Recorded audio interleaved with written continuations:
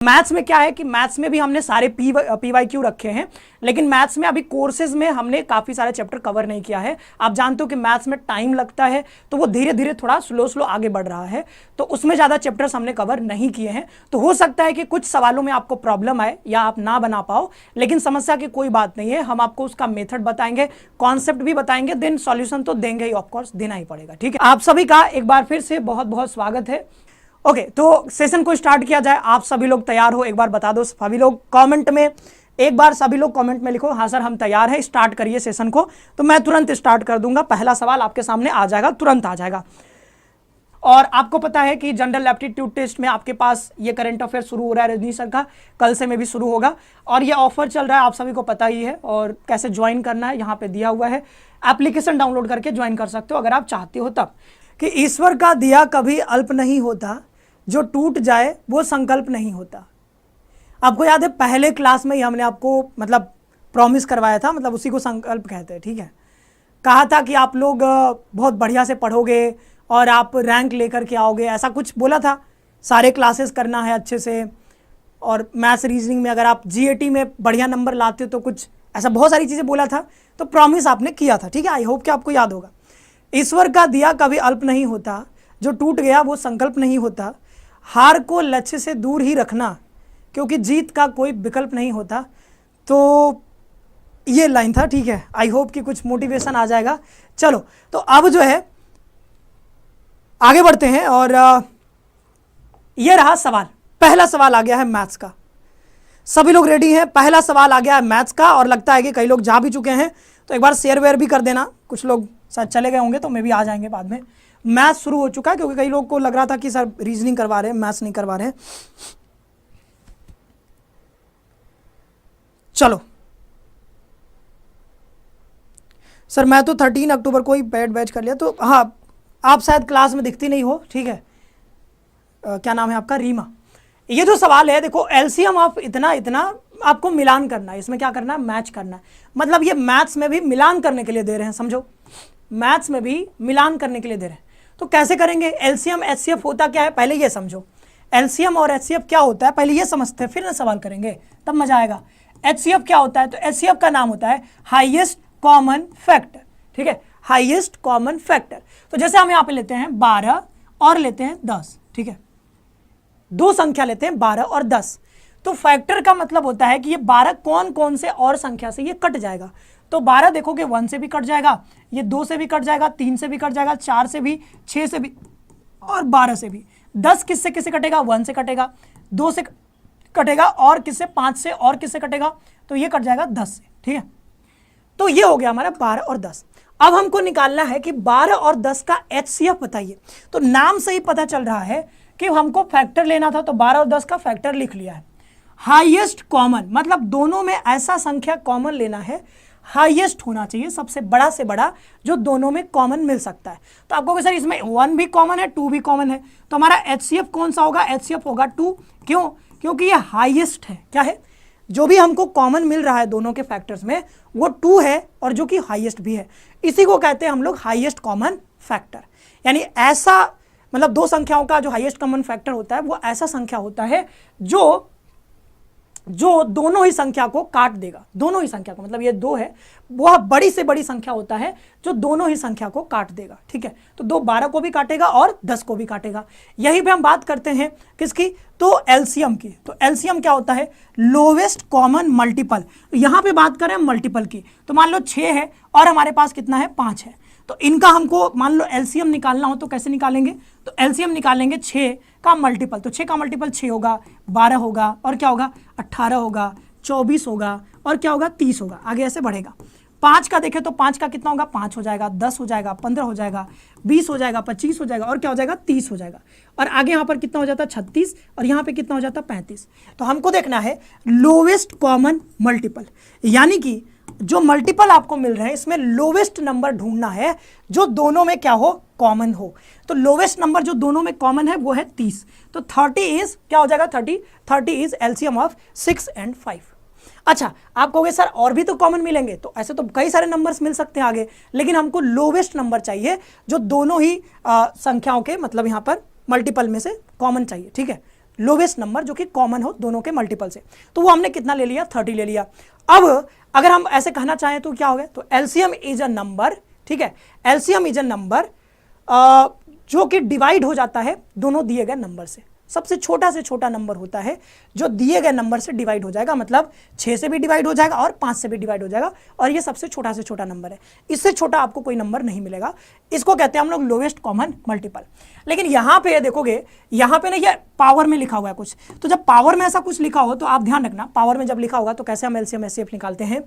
तो ये ना एलसीएफ निकालना है हमको, मतलब पहला वाला करते हैं। तो ये क्या लिखा है, 2 के पावर 2 मल्टीप्लाइड बाई 3 के पावर 3 मल्टीप्लाइड बाई 5 के पावर 4 मल्टीप्लाइड बाई 7, और यहाँ पर क्या है 2 के power 3 multiplied by 3 multiplied by 5 multiplied by 7 के पावर 4। अब अगर आपको इनका एलसीएम निकालना है, क्या निकालना है, एलसीएम निकालना है, तो एलसीएम निकालने के लिए हम सिंपली क्या करते हैं, देखते हैं कि कॉमन क्या मिल रहा है। सबसे पहले देखो कॉमन क्या है, तो यहाँ भी 2 है, यहाँ भी 2 है, यहाँ पे पावर 2 है, यहाँ पे पावर 3 है।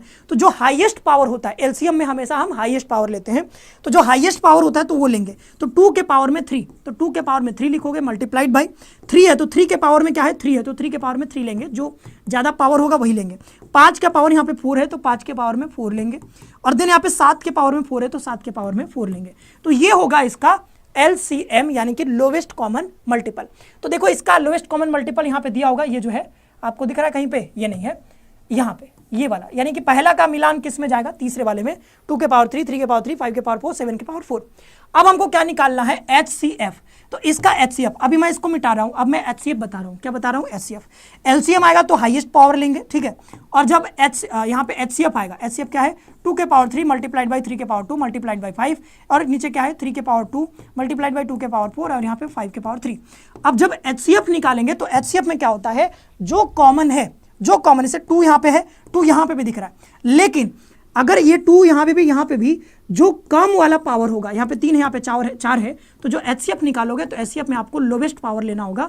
तो यहाँ पे 3 है तो 3 वाला लेना होगा, 4 वाला नहीं लेना है। यहाँ पे 3 है, यहाँ पे 3 है, दोनों में ही 3 के पावर 2 है, तो 3 के पावर 2 लिया जा सकता है, ठीक है। यहाँ पे 5 के पावर 3, यहाँ पे 5 के पावर 1 है, तो आपको 5 के पावर 1 लेना है। तो आपका दूसरा वाला कहाँ पे मिलान हो जाएगा, इसका दूसरे वाला का आप देखोगे 3 के पावर 2, 3 के पावर 2, फिर 5 के पावर 1 आ जाएगा। तो ये हो जाएगा इसका चौथा में मिलान हो जाएगा। फिर इसी तरीके से एलसीएम इसका भी निकाल सकते हो, इसका भी निकाल सकते हो। अब 2 को क्योंकि मिला दिया तो इसी से हम आंसर तक पहुंच सकते हैं। तरीका आप समझ गए हो, एलसीएम होगा तो हाईएस्ट पावर लेना होता है, और एचसीएफ होगा तो लोवेस्ट पावर लेना होता है। तो ए का कौन सा होगा, ए का तीसरा, तो ए का तीसरा यहाँ पे, यहाँ पे, यहाँ पे भी, तो ये तो गया। इसके बाद बी का कौन सा, चौथा, तो बी का यहाँ पे चौथा है, और यहाँ पे तीसरा है, यहाँ पे चौथा है, और यहाँ पे दूसरा है। तो इन्हीं दोनों में से कोई होगा। अच्छा इसका चेक कर लेते हैं, एलसीएम क्या होगा इसका। तो इसका एलसीएम 5 के पावर में, यहाँ 5 के पावर में 7 तो आएगा ही आएगा। तो 5 के पावर में 7 यहाँ पे है, तो यहाँ पे दूसरा, तो दूसरा वाला हो जाएगा, यानी तीसरा का दूसरा, तो तीसरा का दूसरा, यानी कि option number C is the correct answer, D भी गलत हो जाएगा। तो ये सवाल जो है काफ़ी इजी था। अगर आपको कॉन्सेप्ट पता है एलसीएम एचसीएफ का तो आप आराम से इसका आंसर दे सकते थे। अगला सवाल देखो, अब ये देखो परसेंटेज का सवाल हम आपको करवा चुके हैं, परसेंटेज हम लोग पढ़ चुके हैं, परसेंटेज पढ़ चुके हैं। अब ये परसेंटेज का ही एक सवाल है। हमने कहा था कि कई बार ऐसे ज्योमेट्रिकल, मतलब ज्योमेट्री में जो सवाल होते हैं कि एरिया, ठीक है, ये सब जो सवाल होता है तो उसमें पूछता है कई बार कि ज्योमेट्री में पूछेगा, जैसे सर्कल है तो सर्कल का जो मान लो त्रिज्या यानी कि रेडियस जो है 20% से बढ़ जाता है, तो बताइए इसका जो है जो क्षेत्रफल यानी एरिया है वो कितने % से इंक्रीज हो जाएगा। ये सवाल बनता है और ये सवाल हम लोग कर भी चुके हैं, मतलब आपको पता होगा, तो ऐसे सवाल हम लोग करें। तो इसको करने का आप कहोगे तो बेसिक मेथड भी है, मतलब जो मान करके आप करते हो, रेडियस ओडियस मान करके वो सब कर सकते हो, समस्या नहीं है। लेकिन एक और तरीका बताया था सक्सेसिव मेथड, ठीक है। तो जो हमारा था कि भाई अगर कुछ बढ़ रहा है तो रिजल्टेंट जो परसेंटेज होगा वो कितना होगा, x + y + xy/100 करके, वो फॉर्मूला हमने देखा था। तो उससे भी आप कर सकते हो, अदरवाइज ऐसा कर सकते हो। देखो वृत्त की परिधि, परिधि क्या होता है भाई, वृत्त का परिधि, तो एक सर्कल होता है हमारे पास, ये देखो सर्कल है हमारे पास, क्या है, ये सर्कल है, ये सर्कल है। अब ये जो सर्कल है इसमें देखोगे ये इसका सेंटर होता है, यहाँ पे सेंटर, इसका जो परिधि होता है वो होता है 2πr, और जो क्षेत्रफल होता है वो कितना होता है πr², ये होता है इसका रेडियस यानी कि r। तो जो सरकमफेरेंस होगा वो 2πr होगा, और क्या होगा, एरिया πr²। अब यहाँ पे क्या रहा है कि इसका जो वृत्त की परिधि वो 20% बढ़ जा रहा है, तो 20% का मतलब कितना होता है, 20% का मतलब 1/5। तो परिधि अगर पहले यानी 2πr1 लेते हैं, देखो 2π तो कांस्टेंट है, तो बढ़ क्या रहा होगा, बढ़ तो r ही रहा होगा ना, क्योंकि 2 और पाई तो कांस्टेंट है, ना तो 2 बढ़ सकता है ना तो पाई बढ़ सकता है, जो है तो फिक्स है। लेकिन बढ़ रहा होगा ये 20% जो बढ़ रहा होगा वो क्या बढ़ रहा होगा, r ही तो बढ़ रहा होगा। तो 2πr जो है यानी इसको r1 ले लो, तो 2πr1 जो होगा अगर वो 5 होगा ओरिजिनली, तो 2πr2 जो होगा यानी बढ़ रहा है, यानी 5 पे कितना बढ़ रहा है, 1 बढ़ रहा है, इंक्रीज हो रहा है 20%, तो ये कितना हो जाएगा, 6 हो जाएगा। तो इनका अनुपात निकाल लो, तो 2πr1 अनुपात 2πr2, तो ये 5 अनुपात कितना आ जाएगा, 4। 2π से 2π कट जाएगा, तो आप कह सकते हो सर r1/r2 जो आएगा वो 5 कितना आ जाएगा, सर यहाँ पे 6 होगा ना, 5 कितना हो जाएगा, 6 हो जाएगा। तो r1 और r2 का मान पता चल गया है। अब पूछ रहा है कि वृत्त का क्षेत्रफल कितना बढ़ जाएगा, तो वृत्त का क्षेत्रफल कितना होता है, तो πr2 square minus πr1 square बटे πr1 स्क्वायर, यही तो होगा, इनटू परसेंटेज, हमने बताया था ना, फाइनल माइनस इनिशियल बट्टे इनिशियल मल्टीप्लाइड बाई 100%। तो अब देखोगे पाई से पाई तो कॉमन होके कट जाएगा, तो r स्क्वायर मतलब r2 स्क्वायर मतलब 36, r1 स्क्वायर मतलब 5 × 25 बट्टे r1 स्क्वायर मतलब 25 मल्टीप्लाइड बाई 100%, 25 चौको 100, और यहाँ पे कितना बच जाएगा, यहाँ पे बच जाएगा आपका 4 5 9, ठीक है। तो 9, एक सेकेंड, 36 में से 25 घटा देना तो 9 ही तो बचेगा। 36 माइनस क्या किया है, 25 किया है,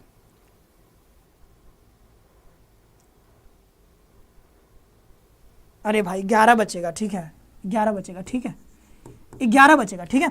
तो 11 बच गया, तो यहाँ पे 11 चौको कितना हो जाएगा, 44%। तो 44%, तो एक तो ये तरीका हो सकता है, या फिर हमने कहा था देखो कि ये 2πr दिया है कि 2πr जो है ये कितना 20% बढ़ रहा है, मतलब ये तो कांस्टेंट है, मतलब r बढ़ रहा है 20%, और क्षेत्रफल क्या होता है πr², ये भी कांस्टेंट है, तो इसको आप लिख सकते हो sir r multiplied by r।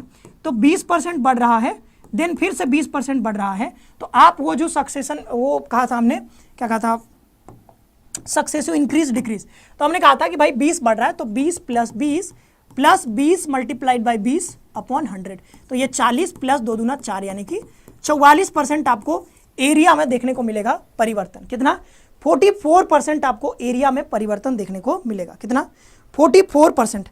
तो मतलब वो वाला मेथड लगाओगे ना एकदम तुरंत आंसर आएगा, मक्खन की तरह एकदम तुरंत आंसर।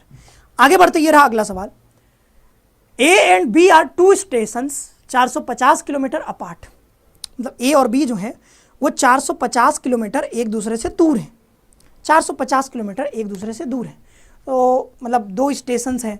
तो यहाँ पे मान लो कि 2 स्टेशंस हैं हमारे पास, एक ये स्टेशन है ए और एक और स्टेशन है जिसका नाम है बी, क्या है, बी। तो ए और बी हो गया, ठीक है, ए और बी। तो इनके बीच का जो डिस्टेंस है वो कितना दिया है, 455, कितना है, 455 kilometre.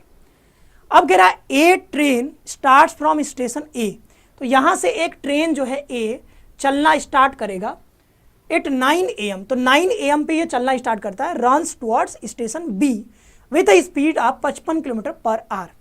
Another train starts from station B, तो एक और ट्रेन है जो कि यहाँ से चलना स्टार्ट करता है, ठीक है, यहाँ से चलना स्टार्ट करता है कै बजे, तो वो कह रहा है 10 बजे स्टार्ट करता है 10 AM पे, एंड रन्स टुवर्ड्स स्टेशन ये, तो मतलब ये वाला इधर जा रहा है और ये वाला इधर आ रहा है, तो दोनों एक दूसरे की ओर जा रहे हैं with a speed of 45 kilometre, तो एक 55 किलोमीटर, एक 45 किलोमीटर पर आवर की स्पीड से जा रहा है। At what time do the trains meet, किस टाइम पे दोनों मिलेंगे ये पूछ रहा है।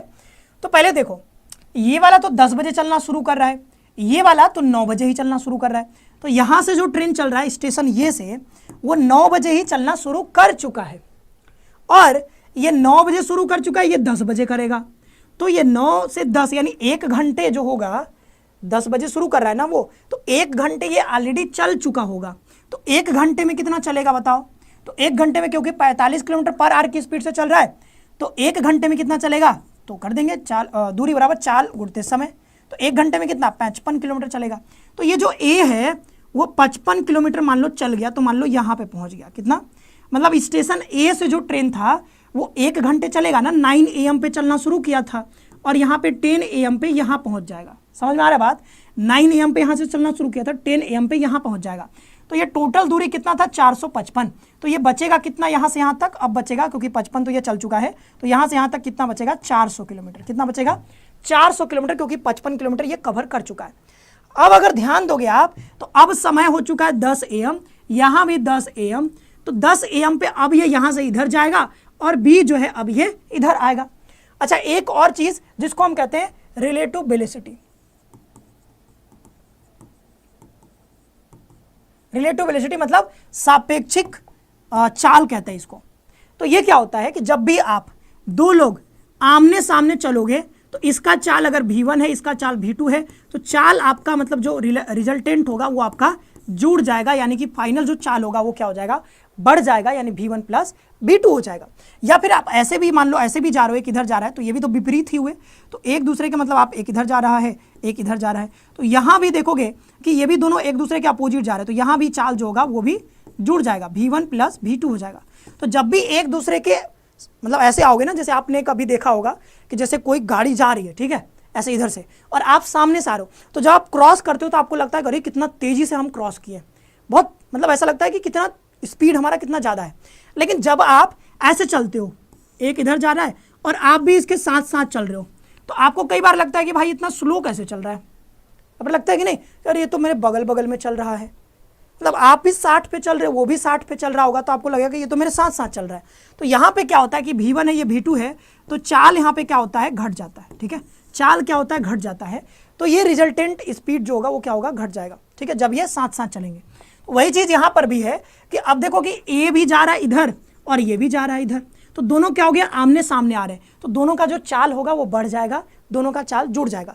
तो अगर फाइनल हम बोले कि स्पीड क्या हो जाएगा, तो स्पीड ये कितने से चल रहा है 55 से, और वो कितने से चल रहा है 45 से, तो ये कितना हो जाएगा, तो ये हो जाएगा आपका कितना 100। स्पीड कितना हो जाएगा 100 kilometre per our, 100 kilometre per our. तो अब देखोगे कि जो दोनों का जो सापेक्षिक जो चाल होगा वो कितना हो जाएगा 100 किलोमीटर पर आवर।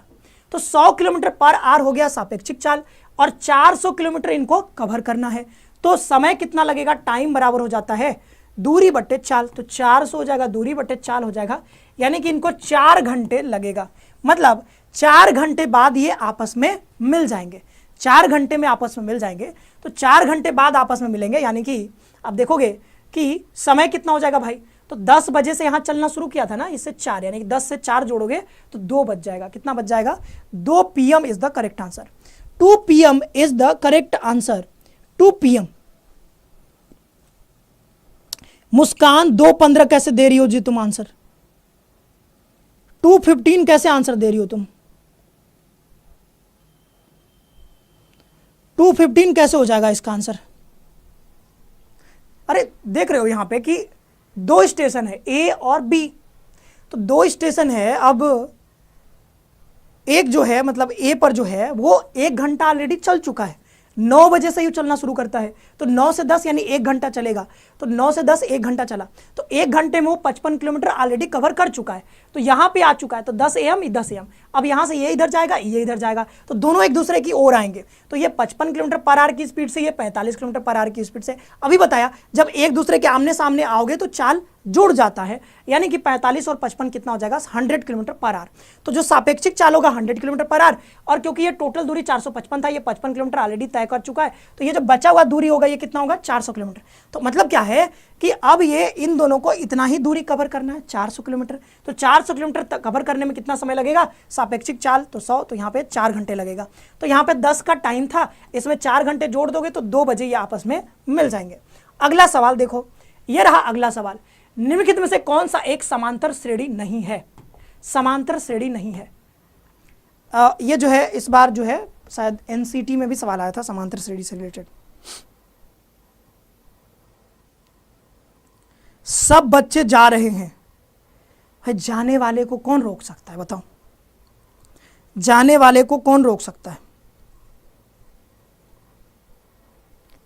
जाने वाले को कोई नहीं रोक सकता है। आप अपना देखो, आपको रहना है कि नहीं रहना है। अगर आपको भी लग रहा है कि नहीं मुझे भी जाना है, तो आप फ्री हो, बिल्कुल आप जा सकते हो। जबरदस्ती तो थोड़ी है किसी को रोक लूंगा मैं क्लास में, ऑनलाइन क्लास है भाई, ऑफलाइन क्लास होता तो वो अलग बात है। निम्नलिखित में से कौन सा एक समांतर श्रेणी नहीं है। मैंने कहा था ना कि रीजनिंग में तो ज़्यादा लोग थे, रीजनिंग ज़्यादा समझ में आ जाता है कई लोगों को, मैथ्स में मज़ा तो आता है लेकिन समझ में नहीं आता है कई लोगों को, तो डर करके ही कई लोग भाग जाते हैं। निम्नलिखित में से कौन सा एक समांतर श्रेणी है?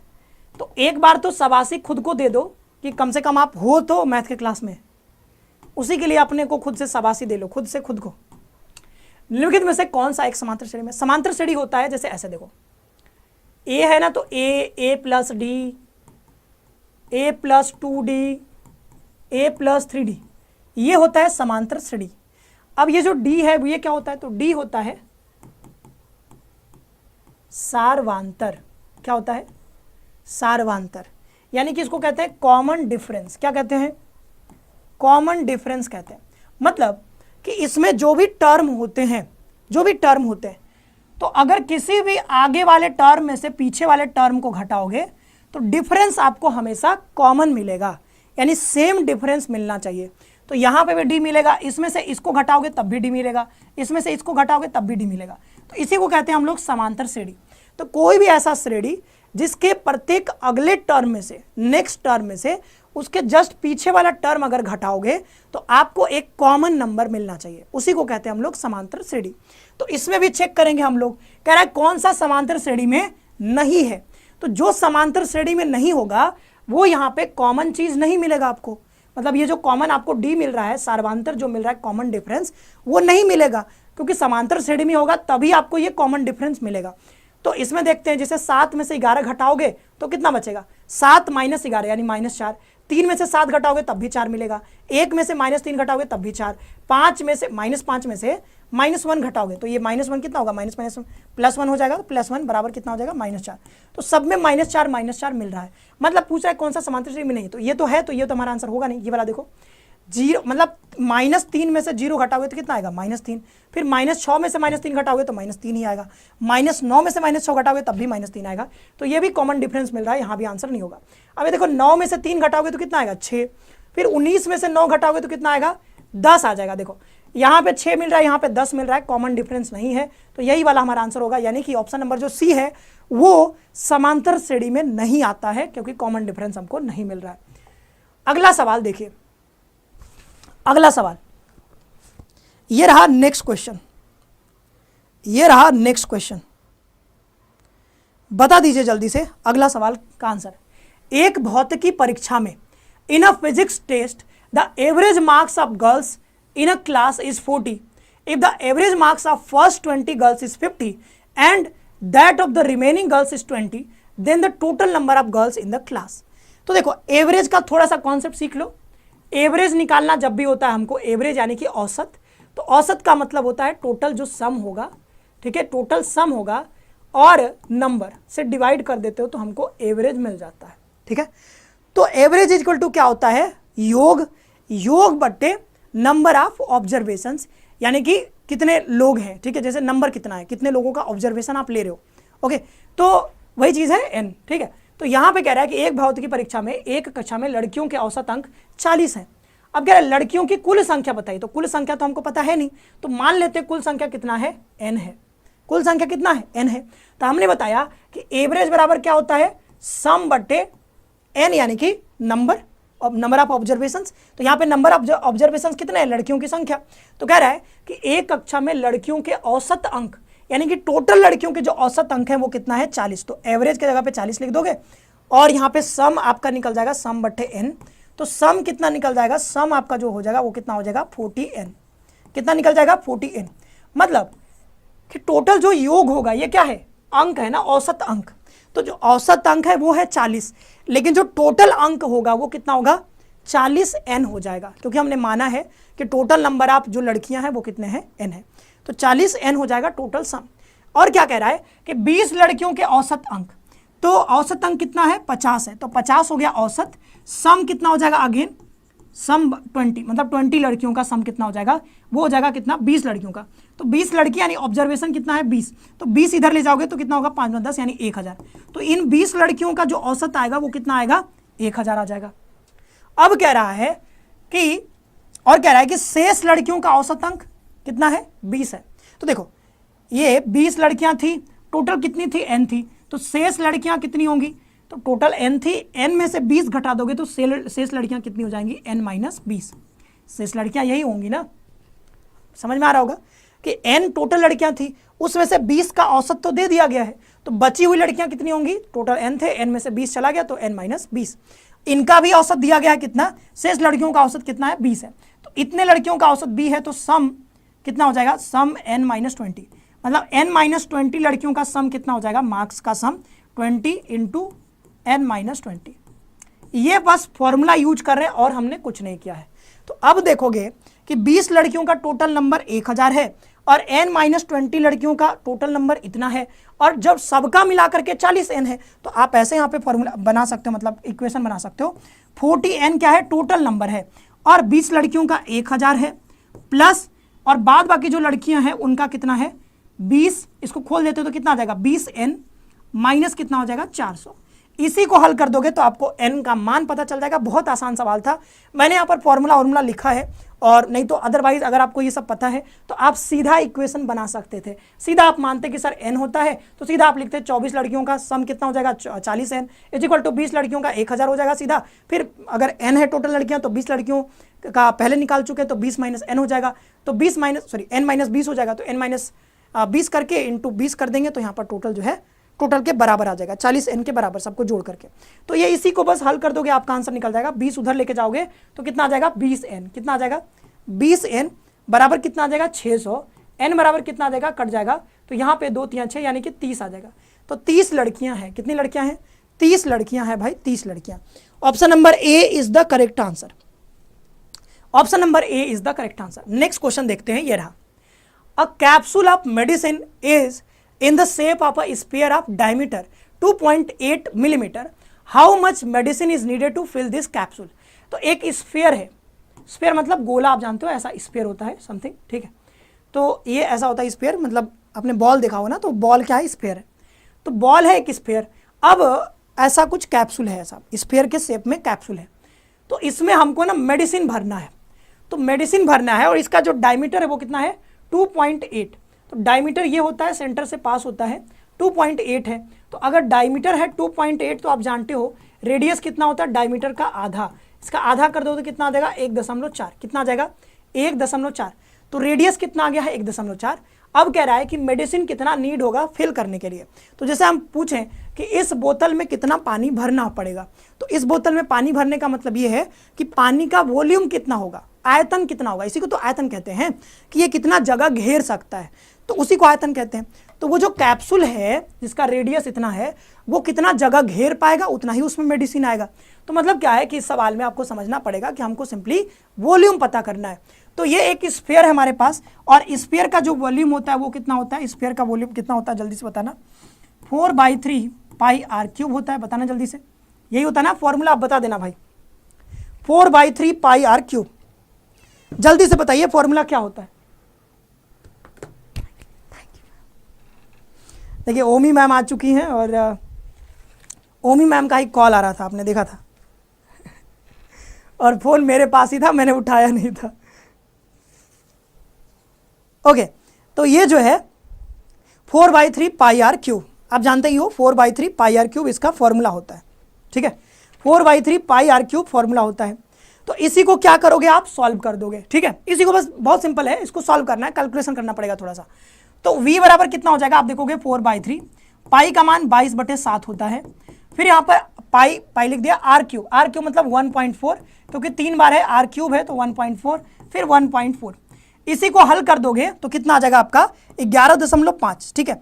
हल कर लेना, घर पे बैठ करके कैलकुलेशन कर लेना, ठीक है, कैलकुलेशन कर लेना। 11.5 आ भी रहा है आंसर, मिलीमीटर क्यूब आएगा, ध्यान रखना, मिलीमीटर क्यूब, क्योंकि ये आयतन है, तो आयतन हमेशा क्यूब में होगा, ठीक है, आयतन हमेशा क्या होगा, क्यूब में होगा। तो क्यूब में ये जो है आंसर निकल गया है 11.5 मिलीमीटर। घर पे बैठ करके इस गुणा भाग कर लेना। आगे बढ़ते हैं, ये रहा 7वां सवाल। राकेश अमित सुमित, राकेश अमित सुमित, संतोष निभा, मतलब निभा, नेट खत्म होने वाला, अब मैं क्या बताऊं, नेट खत्म हो जाएगा तो कुछ किया नहीं जा सकता है। अच्छा, जानिया जफर आप हो, बहुत बढ़िया, शानदार। रविकांत पाल, पीछे हो कोई बात नहीं, पीछे उसको ना बढ़ा लो, स्पीड बढ़ा लो। अगर आप पीछे हो तो स्पीड बढ़ा सकते हो, 1.5 पे कर लो तो आप मतलब लाइव में पहुंच जाओगे। काफ़ी लोग अभी हैं, कोई बात नहीं, जितने लोग हैं मुझे इतने ही प्रसन्नता है, कम से कम कुछ लोग तो हैं, बहुत प्रसन्नता है, इतने लोग हो बहुत है। क्योंकि हम भी जानते हैं भाई 4 घंटे का क्लास करना, 6 घंटे का लगातार क्लास करना टफ होता है, किसी के लिए भी टफ है। तो अगर आप बने हुए हो तो उसी के लिए मतलब बधाई के पात्र हो, आप कम से कम बने हो। 17 लोग हैं, 18 लोग, 20 लोग हैं, बहुत हैं इतना, ठीक है। Rakesh, Amit, Suresh started a business. Rakesh invested 1/2 part, Amit 1/3 part and rest of the capital was invested by Suresh. तो 3 लोग हैं, राकेश है, अमित है और क्या है, सुरेश है। अच्छा, परसेंटेज में ही हमने बताया था कि जब आप इन्वेस्टमेंट करते हो तो इन्वेस्टमेंट जो आप करते हो और जितना समय लगाते हो उसी के हिसाब से आपको प्रॉफिट मिलता है। तो जो प्रॉफिट परसेंटेज का जो अनुपात होता है वो हमेशा आपके इन्वेस्टमेंट और टाइम के गुणनफल के अनुपात के बराबर होता है। प्रोडक्ट जो होगा उसके अनुपात के बराबर होगा। मतलब क्या है कि आप जितना समय दोगे, ठीक है, आप किसी बिजनेस में जितना पैसा लगाओगे, जितना इन्वेस्टमेंट करोगे और जितना समय आप लगाओगे, मतलब आपका इन्वेस्टमेंट मान लो 6 साल के लिए है और किसी का 4 साल के लिए है, सेम अमाउंट है, तो जिसका 6 साल के लिए उसको ज़्यादा पैसा मिलेगा, रिटर्न ज़्यादा मिलेगा, प्रॉफिट ज़्यादा मिलेगा। वही चीज़ यहाँ पर भी है कि अगर आप ज़्यादा समय के लिए लगाते हो तो आपको ज़्यादा पैसा मिलेगा। तो यहाँ पे टाइम का तो मेंशन है नहीं, इसका मतलब सबने सेम समय के लिए लगाया, तो टाइम का कोई यहाँ पे जिक्र नहीं है। बस ये यहाँ पर कहना है कि राकेश जो है 1/2 पार्ट, मतलब जितना भी इन्वेस्टमेंट हुआ था उसका 1/2 भाग राकेश लगाता है, 1/3 भाग अमित लगाता है, सुरेश कितना मतलब बचा हुआ पार्ट लगाता है। तो बचा हुआ कितना है आप देख लो, तो ये तो लगा चुके हैं ना, 1/2 प्लस 1/3, तो इतना तो लग चुका है। तो ये कितना हो जाएगा आप देखोगे, 3 + 2/3 × 6 यानी कि 5/6 पार्ट। तो टोटल जितना था, तो टोटल कितना होगा, यही होता है ना टोटल नीचे वाला। तो टोटल अगर 6 पार्ट था तो उसमें से 5 पार्ट राकेश और अमित मिलकर के इन्वेस्ट कर चुके हैं। तो बचा हुआ पार्ट कितना होगा, बचा हुआ कहोगे सर 6 में से 5 तो इन्वेस्ट हो ही चुका है, तो 1/6 बचेगा। कितना बचेगा, 1/6। तो सुरेश कितना लगाया होगा, 1/6 पार्ट। कितना, 1/6 पार्ट। तो इसका रेशियो में बदलने के लिए हमने बताया था, तो प्रॉफिट का रेशियो यही होता है भाई, ध्यान रखना, ठीक है, यही है प्रॉफिट का रेशियो। तो इसको आप देखोगे, अगर आप इसमें हम 6 से गुणा कर दें तो 2 तिहाई 6, 3 दूना 6 और 6 कम 6, यही आपका आंसर हो जाएगा। प्रॉफिट का रेशियो कितना हो जाएगा, 3:2:1। 3:2:1 is the correct answer. C K, Prachi, Barik, कई लोग हैं भाई, काफी लोग हैं। अच्छा, कुछ लोगों का 5G अनलिमिटेड है। नंदिनी, काफी हो चुका है भाई, काफी देर से क्लास चल रहा है। ये देखो 8वां सवाल, a tower stands vertically on the ground from a point on the ground which is 18 metre away from the foot of the tower. The angle of elevation of the top of the tower is found to be 30 degree, find the height of the tower. अच्छा देखो, जब हम ये chapter आपको पढ़ा देंगे, अभी तो मैं उतना डिटेल में नहीं जाऊंगा कि आपको ट्रिक बताने लगूं, जब मैं ये चैप्टर आपको पढ़ा लूं कि जवाब आप, लाइट कट गया है,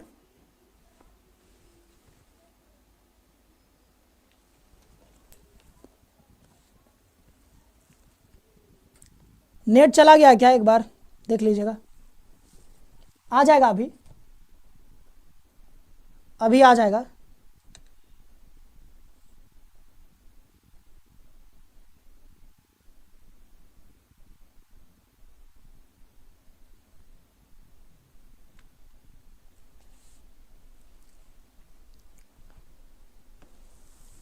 ओके, सो ये जो सवाल है ये हाइट एंड डिस्टेंस है। कहाँ से है, हाइट एंड डिस्टेंस है।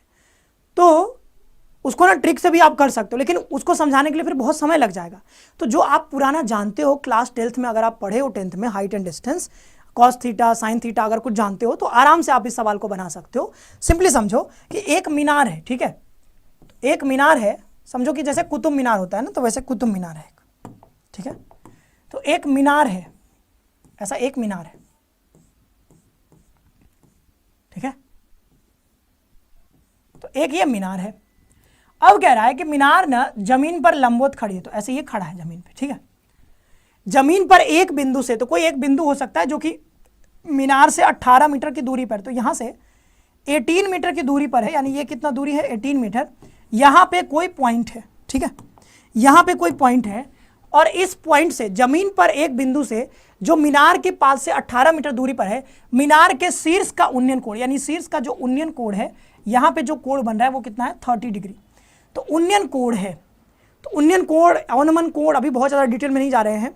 अवनमन कोण ऊपर बनता है जब आप कोई चीज़ मतलब ऊपर खड़े होकर के, छत पे खड़े होकर के नीचे देखते हो, तो जो आपका ये जो लाइन ऑफ साइट होता है उससे जो ये जो वर्टिकल लाइन जो यहाँ पे कोण बनता है उसी को कहते हैं हम लोग, सॉरी हॉरिजॉन्टल, ये वाले से जो लाइन ऑफ साइट होगा वो जो एंगल बनाएगा जब नीचे देखोगे तब, उसको हम कहते हैं अवनमन कोण। ठीक है, अब जब हम यहाँ पे बात करें उन्नयन कोण, मतलब उन्नयन मतलब ऊपर, तो आप यहाँ से खड़ा होकर के ऊपर की ओर देख रहे हो मीनार को, तो जो आपके आँख के हॉरिजॉन्टल जो लाइन होगा एक, वहाँ से जो एंगल बनेगा जो आप ऊपर देख रहे हो, वहाँ पे जो एंगल बनता है उसी को हम यहाँ पे कह रहे हैं एंगल ऑफ एलिवेशन। तो ये 30 डिग्री है।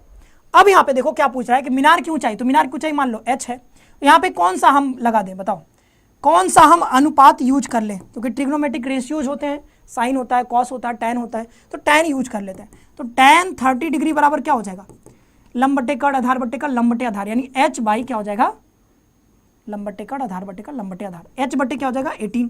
30 डिग्री का मान कितना होता है 1/√3 इज इक्वल टू h/18। 18 इधर चला जाएगा तो h बराबर कितना हो जाएगा 18 बटे √3। √3 से अगर हम ऊपर नीचे गुणा कर दें तो क्या आ जाएगा, ये 3 आ जाएगा, 3 छक 18 यानी 6√3। तो 6√3 यानी option number B is the correct answer. तो मीनार की हाइट कितनी है 6√3, तो यहां पे हो जाएगा B for Baahubali is the correct answer. अगले क्वेश्चन पर आगे बढ़ते हैं। Arrange the following events in ascending order of their probabilities. तो आपको प्रोबेबिलिटी बताना है, जैसे आप यहां पर कह रहा है कि 20 शॉट्स में 2 बार लक्ष्य लगता है, मतलब आप मान लो तीर चला रहे हो तो 20 तीर चलाते हो तो सिर्फ 2 बार ही जो है टारगेट पे लगता है, टारगेट पे हिट होता है सिर्फ 2 बार, बाद बाकी सब इधर उधर तीर चला जाता है। या फिर मान लो आप बंदूक है, तो बंदूक से आप जो है कोई टारगेट हिट कर रहे हो, तो बंदूक चलाते हो 20 बार चलाते हो लेकिन 2 बार ही हिट हो पाता है। तो आपको यहाँ पर प्रोबेबिलिटी यहाँ पे निकालना है और देन प्रोबेबिलिटी को क्या करना है असेंडिंग ऑर्डर में आपको अरेंज भी करना है। भाई खतरनाक सवाल, खतरनाक सवाल है। बताओ 20 शॉट्स इन, तो देखो प्रोबेबिलिटी जो है PE ये होता है फेवरेबल आउटकम बटे टोटल आउटकम। जो है फॉर्मूला याद रखना, जब भी हम यहाँ पे बात करेंगे प्रोबेबिलिटी की, तो प्रोबेबिलिटी का क्या हो जाएगा फॉर्मूला, फेवरेबल आउटकम बटे टोटल आउटकम। तो आप देखोगे टोटल आउटकम कितना है, तो 20 शॉट्स आपने लगाए, कितना शॉट्स लगाए 20 शॉट्स, तो इसके लिए प्रोबेबिलिटी क्या हो जाएगा भाई 20 शॉट लगाए हो टोटल, तो टोटल कितना है, टोटल है 20, लेकिन उसमें से 2 बार ही हिट हो पाया है तो 2, तो ये कितना हो जाएगा 1/10 यानी 0.1, कितना आ जाएगा, तो जो प्रोबेबिलिटी आएगा वो 0.1 आ जाएगा। इसमें देखो कि टारगेट हिट 175, तो फेवरेबल कितना हो जाएगा 175 और 200 में 175 बार लगता है।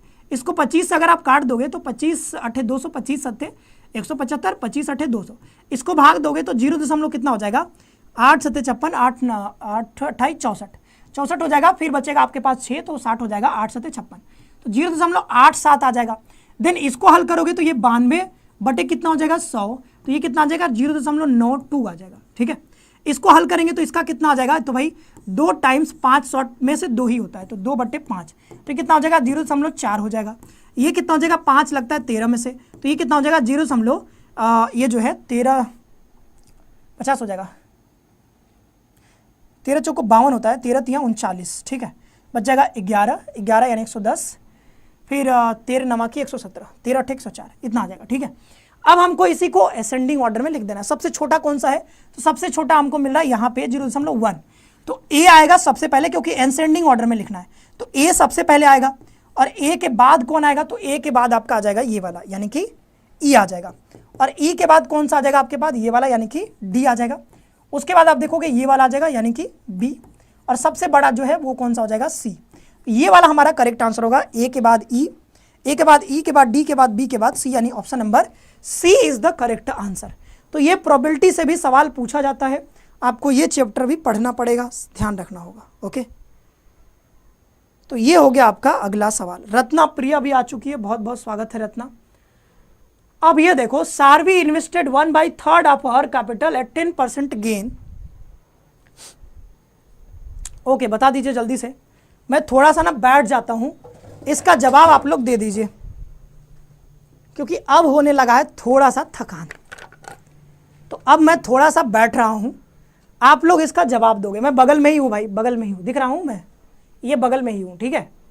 तो आप इसका जवाब दो। सवाल है, सर्वी ने अपने पूंजी का 1/3 भाग 10% लाभ पर, 1/4 भाग 20% लाभ पर और शेष 30% लाभ पर निवेश किया है।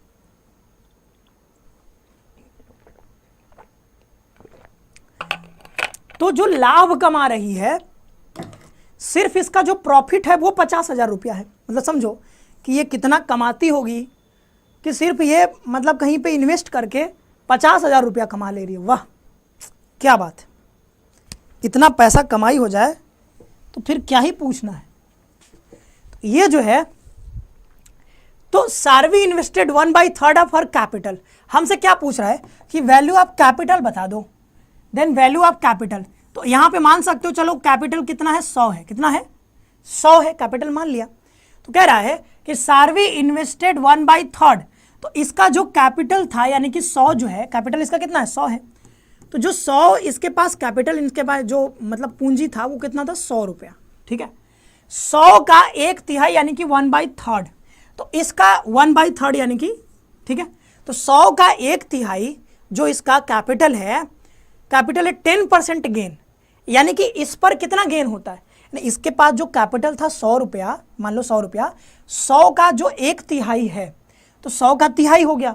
100 का तिहाई जो है उस पर इसको 10% का लाभ हो रहा है। तो इसका 10% यहां पे लिख दो सर, 10% का इसको लाभ हो जा रहा है।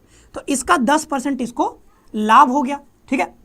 देन प्लस यहां पे लिखते हैं क्योंकि और भी इसको लाभ हो रहा है। तो ये जो कैपिटल इसका 1/4 यानी कि 100 जो है इसका चौथाई भाग, इस पर इसको 20% का गेन हो रहा है। तो 20% का गेन हो गया, ओके, 20% का गेन हो गया है। अब कह रहा है कि एंड द रिमेनिंग, तो देखो 1/3 पार्ट यहां पे इन्वेस्ट कर दिया है, 1/4 पार्ट यहां पे इन्वेस्ट कर दिया है। तो इसको देखो ये कितना हो जाएगा, 4 एकम 4, ठीक है, 4 एकम 4, इधर 3 हो जाएगा, इधर 4 3 12, इतना हो जाएगा 4 3 7, 7/12। तो 7/12 भाग पहले ही इन्वेस्ट कर चुकी है। तो रिमेनिंग कितना होगा, तो टोटल 12 भाग था, 12 में से 7 भाग इन्वेस्ट कर चुकी है, तो बचेगा कितना, 5/12 भाग। तो अब जो बचेगा, तो मतलब 100 का 5/12 भाग जो है वो इन्वेस्ट करती है, इन्वेस्ट जो करती है 100 का 5/12 भाग, उस पर उसको 30% का गेन होता है, यानी 30/100। अच्छा जरा ना इसको हल कर दो जल्दी से, इसको हल कर दो। तो ये 100 से 100 कट जाएगा, तो ये कितना हो जाएगा, 10/3 प्लस ये 100 से 100 कट जाएगा, ये 5 5 को 20, तो ये 5 आ जाएगा, प्लस ये 100 से 100 कट गया, और यहाँ पे देखोगे कि ये 4 कितना हो जाएगा, 6 से 6 5 30 और 6 दूना 12, तो ये कितना हो जाएगा, 25/2 हो जाएगा। तो ये जो आ रहा है टोटल, ये इसका क्या आ रहा है, गेन आ रहा है। मतलब ये कितना, मतलब अपने कैपिटल पे जितना जितना भाग ये इन्वेस्ट कर रहा है उससे इसको ना लाभ मिल रहा है, गेन। तो यहाँ पे कह रहा है कि इसका जो टोटल गेन है वो कितना है, 50,000 रुपया है। तो ये जो टोटल गेन है ये कितने के बराबर है, 50,000 के बराबर है। तो आप यहाँ पे 50,000 लिख सकते हो। देन इसको हल करोगे तो कितना हो जाएगा, यहाँ पे 6 से गुणा कर देते हो ऊपर नीचे, ठीक है, और यहाँ पे 3 से गुणा कर देते हैं, और यहाँ पे 2 से गुणा कर देते हो, तो हर बराबर हो जाएगा, नीचे 6 आ जाएगा, और यहाँ पे 10 दूना 20 हो जाएगा, और प्लस 5 6 30 हो जाएगा, और प्लस 25 3 कितना हो जाएगा, 75।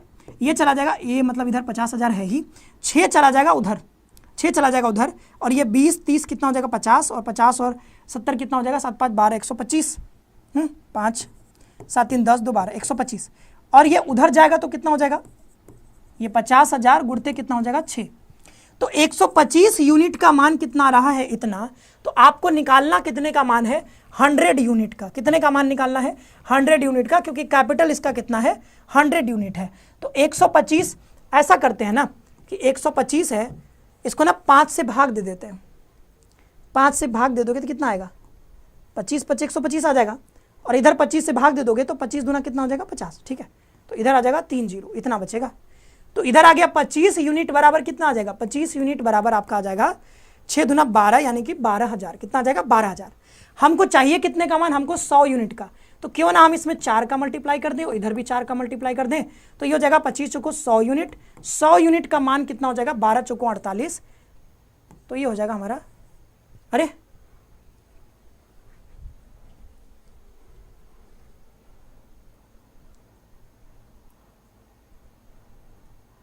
अच्छा यहाँ पे ना 1 होगा, 5 एकम 5 किया है ना, तो यहाँ पे 4 जीरो हो जाएगा, 10,000।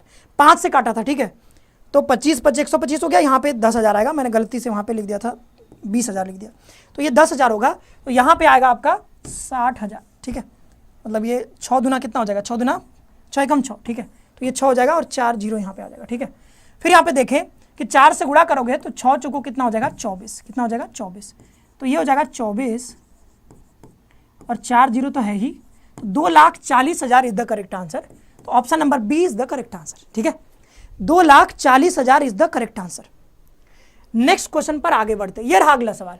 If the vertices of a triangle A B C are A, मतलब उसका मतलब कोऑर्डिनेट दिया गया है, ठीक है, ये सब दिया गया, सेंट्रॉयड का भी दिया गया है, ठीक है, कि कितना होगा उसका केंद्रक का जो कोऑर्डिनेट है, क्या उसको कहते हैं, भुज और कोटि, वो दिया गया है, ठीक है।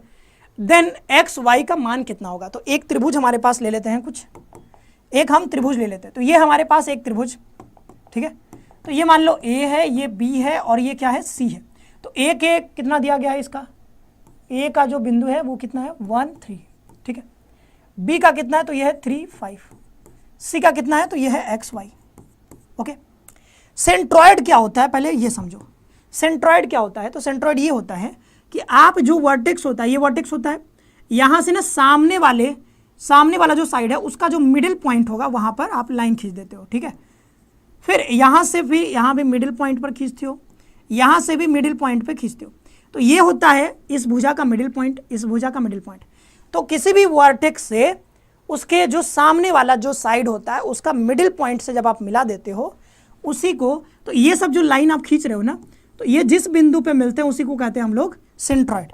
तो ये जो सेंट्रॉयड है, सेंट्रॉयड हमेशा ट्राइंगल के अंदर मिलता है। सेंट्रॉयड जो होता है, सेंट्रॉयड कितना है, 1/11/13, 16 बाई कितना है 3, ठीक है। ये इसका यहाँ पर बिंदु दिया गया है, पॉइंट बताया जा रहा है। तो सेंट्रॉयड कैसे निकालते हैं, तो इसको हम कहते हैं x1 y1, ठीक है, इसको कहते हैं x2 y2, इसको कहते हैं x3 और y3, इसको कहते हैं xy, ठीक है। तो x बराबर क्या होता है, ध्यान रखना, x बराबर x1 plus x2 plus x3 divided by 3। तो x बराबर कितना है, तो 11/3 है, यहाँ पे 11/3 रखोगे। x1 बराबर कितना है, 1 3, तो 1 प्लस 3, और x3 बराबर कितना है, x है, तो यहाँ पे x रख दोगे, डिवाइडेड बाई 3, 3 से कट जाएगा तो 11, ये 4 इधर आ जाएगा तो बराबर कितना हो जाएगा, x, तो 7 हो जाएगा x, ठीक है। तो x का मान तो निकल गया, हमको y का मान चाहिए, तो फिर वही कर लेंगे, y बराबर कितना हो जाएगा, y1 plus y2 plus y3, ठीक है। सेंट्रॉयड का जो बिंदु होता है वो कैसे पता करते हैं, तो उसके लिए फॉर्मूला है, ठीक है। तो ये तीनों जो वर्टेक्स हैं उससे पता चल जाता है, डिवाइडेड बाई 3, y बराबर कितना दिया है, 16/3, y1 कितना है 3 प्लस y2 कितना है 5 प्लस यहाँ पे y डिवाइडेड बाई 3, 3 से 3 कट जाएगा, 16 माइनस ये हो जाएगा 5 3 8 बराबर y, तो 8 बराबर y, यानी y का मान कितना निकल गया 8, तो ये हो गया 7, ये हो गया 8, तो यहाँ पे 7 8 होगा, यानी option number B is the correct answer. ये भी सवाल पूछा गया था कहाँ पे, तो ये भी सवाल आपके एनटीए ने जो है CUET के एग्जाम में पूछा था, ठीक है, CUET के एग्जाम में ये भी सवाल पूछा गया था। शाहिद आलम, अब खत्म हो गया है तो मैं क्या कर सकता हूँ, आपका नंबर भी मैं नहीं ले सकता हूँ कि मैं रिचार्ज भी कर दूँ, हाँ चलो। The ratio of the base radii of a cylinder and a cone is 3:4 and their height are in the ratio 2:3, then the ratio of their volume. तो बस ऐसे सवालों में क्या होता है कि अगर आपको सिर्फ फॉर्मूला भी याद है कि भाई कोन का वॉल्यूम कितना होता है, बेलन का कितना होता है, मतलब सिलेंडर का, ऐसे स्फीयर का, अगर ये सब पता है तो आप ऐसे सवालों को बहुत आराम से आंसर कर सकते हो। एक बेलन और शंकु, तो बेलन और शंकु दिया गया, मतलब सिलेंडर दिया गया है और कोन, तो इनके रेडियस का अनुपात दिया गया, मतलब रेडियस ऑफ सिलेंडर, ठीक है, बटे रेडियस ऑफ कोन। अच्छा, सिलेंडर और कोन तो दोनों सेम ही हो जाएगा, फिर मजा नहीं आएगा ना। अच्छा, सिलेंडर का जो रेडियस है उसको हम R1 लिख देते हैं और कोन का जो रेडियस है वो R2 लिख देते हैं, समझ में आ जाएगा ना, समझ में आ जाएगा। तो R1 बटे R2 जो है वो कितना है, तो 3/4 है, कितना है 3/4। और जो हाइट्स का अनुपात है तो हाइट्स मान लेते हैं H1 और H2, तो H1 बटे H2 जो है हाइट का अनुपात वो कितना है 2/3। अब पूछ रहा है सिंपली कि then the ratio of their volume. तो आप देखोगे सिलेंडर का वॉल्यूम कितना होता है, वॉल्यूम ऑफ सिलेंडर कितना होता है, तो ये होता है आपका पाई आर स्क्वायर एच होता है। और वॉल्यूम ऑफ कोन जो होता है वो कितना होता है, कोन का वॉल्यूम होता है 1/3 पाई आर स्क्वायर एच। ठीक है, कोन का वॉल्यूम कितना है 1/3 पाई आर स्क्वायर एच। तो वॉल्यूम का अनुपात निकालना है, मतलब वी सिलेंडर बटे वी कोन निकालना है हमको। तो फॉर्मूला रख दो, पाई आर स्क्वायर एच बटे 1/3 पाई आर स्क्वायर एच। तो आर की जगह पे हम R1 रखेंगे, यहाँ पे R2 रखेंगे। क्यों? क्योंकि सिलेंडर का जो रेडियस है वो R1 माना था और इसका R2, इसका H1, इसका H2। अब देखोगे यहाँ पे ये 3 ऊपर चला जाएगा, पाई से पाई कट जाएगा, तो इस जगह 3। अब यहाँ पे देखोगे कि R1 बटे R2 का स्क्वायर आप लिख सकते हो और बाद बाकी हो जाएगा H1 बटे H2। तो 3 मल्टीप्लाइड बाई R1 बटे R2 का मान कितना है 3/4। तो 3/4 का whole square multiplied by H1 बटे H2 कितना है 2/3। इसी को हल कर दोगे, ये 3 से 3 कट जाएगा और देखोगे कि यहाँ पर ये कितना हो जाएगा, 3 3 की 9 मल्टीप्लाइड बाई 2/4 चौको 16, ये 2 से कट जाएगा तो यहाँ पे 8 हो जाएगा। तो 9:8 निकल करके आ जाएगा। Option number B is the correct answer. 9:8 is the correct answer. आ गया भाई समझ में? बताओ सभी को आ गया समझ में? ये भी सवाल जो है आसान था। आई होप कि आपको ये भी आंसर समझ में आ गया होगा, मतलब सवाल समझ में आ गया होगा और आंसर भी आपने निकाल लिया होगा। तो 9:8 is the correct answer. Next question ये रहा, a sum was invested on a simple interest at a certain rate for 3 years. Had it been invested at 2% higher rate, it would have faced 360 more interest. The value of invested sum is. तो आपसे ना principal पूछ रहा है, यानी सम पूछ रहा है, प्रिंसिपल क्या होगा? तो आप जानते हो कि जो सिंपल इंटरेस्ट होता है उसका फॉर्मूला क्या होता है, PRT/100। ठीक है, फॉर्मूला कैसे बना है वो भी बताएंगे, लेकिन अभी वो जानने का समय नहीं है। PRT/100। तो सिंपल इंटरेस्ट जो है PRT/100, P मतलब प्रिंसिपल होता है, R मतलब ये जो है आपका रेट होता है, T मतलब समय होता है यानी कि टाइम। तो यहीं से हम कर सकते हैं इस सवाल को। देखो क्या कर रहा है, ए सर्टेन रेट 3 years, तो टाइम कितना है 3 years है, टाइम कितना है 3 years। Had it been invested 2% higher rate, मतलब अगर R अगर 2% ज़्यादा होता, ठीक है, तो इसको 360 रुपया ज़्यादा मिल जाता। तो मतलब क्या है कि 360 रुपया इसको ज़्यादा मिला होता अगर प्रिंसिपल को प्रिंसिपल रहने दो, अगर ये 2% ज़्यादा कर लेता और 3 साल के लिए कर देता तो यहाँ पे हो जाता। तो ये देखोगे आप कि 3 दूना 6 और 6 से 6 छक्का 36, यहाँ पे हो जाएगा P बराबर कितना आ जाएगा 6000 रुपया। तो 6000 is the correct answer. Option number C is the correct answer. बहुत ही आसान सवाल यहाँ पे है। ठीक है, बहुत ही आसान सवाल। अगले क्वेश्चन पर आगे बढ़ते, ये रहा 14 number question. If the mean of, mean क्या होता है, मीन मतलब अरिथमेटिक मीन। अरिथमेटिक मीन का मतलब समझ लो जैसे एवरेज हमने निकाला था वही होता है अरिथमेटिक मीन। तो मीन यानी कि माध्य आपको निकालना है। तो माध्य क्या होता है, सबको जोड़ करके जितना संख्या होता है उससे भाग दे देते हैं। तो कह रहा है कि मीन ऑफ PQR। तो PQR का मीन मतलब क्या है, मीन मतलब क्या होता है, मतलब एवरेज। एवरेज मतलब सम मतलब P plus Q plus R divided by जितने ऑब्जर्वेशन है। तो 1 2 3 ऑब्जर्वेशन है तो 3। ठीक है, मीन मतलब समझो एवरेज। एवरेज क्या होता है, अभी बताया था, टोटल सम बटे नंबर ऑफ ऑब्जर्वेशन। तो 3 लोग हैं PQR, तो तीनों को जोड़ दिया और 3 से भाग दे दिया क्योंकि 3 ही लोग हैं। और इनका जो मीन है वो कितना है, M है, तो M के बराबर रख दो। तो ये कितना आ जाएगा, P plus Q plus R is equal to कितना हो जाएगा 3M।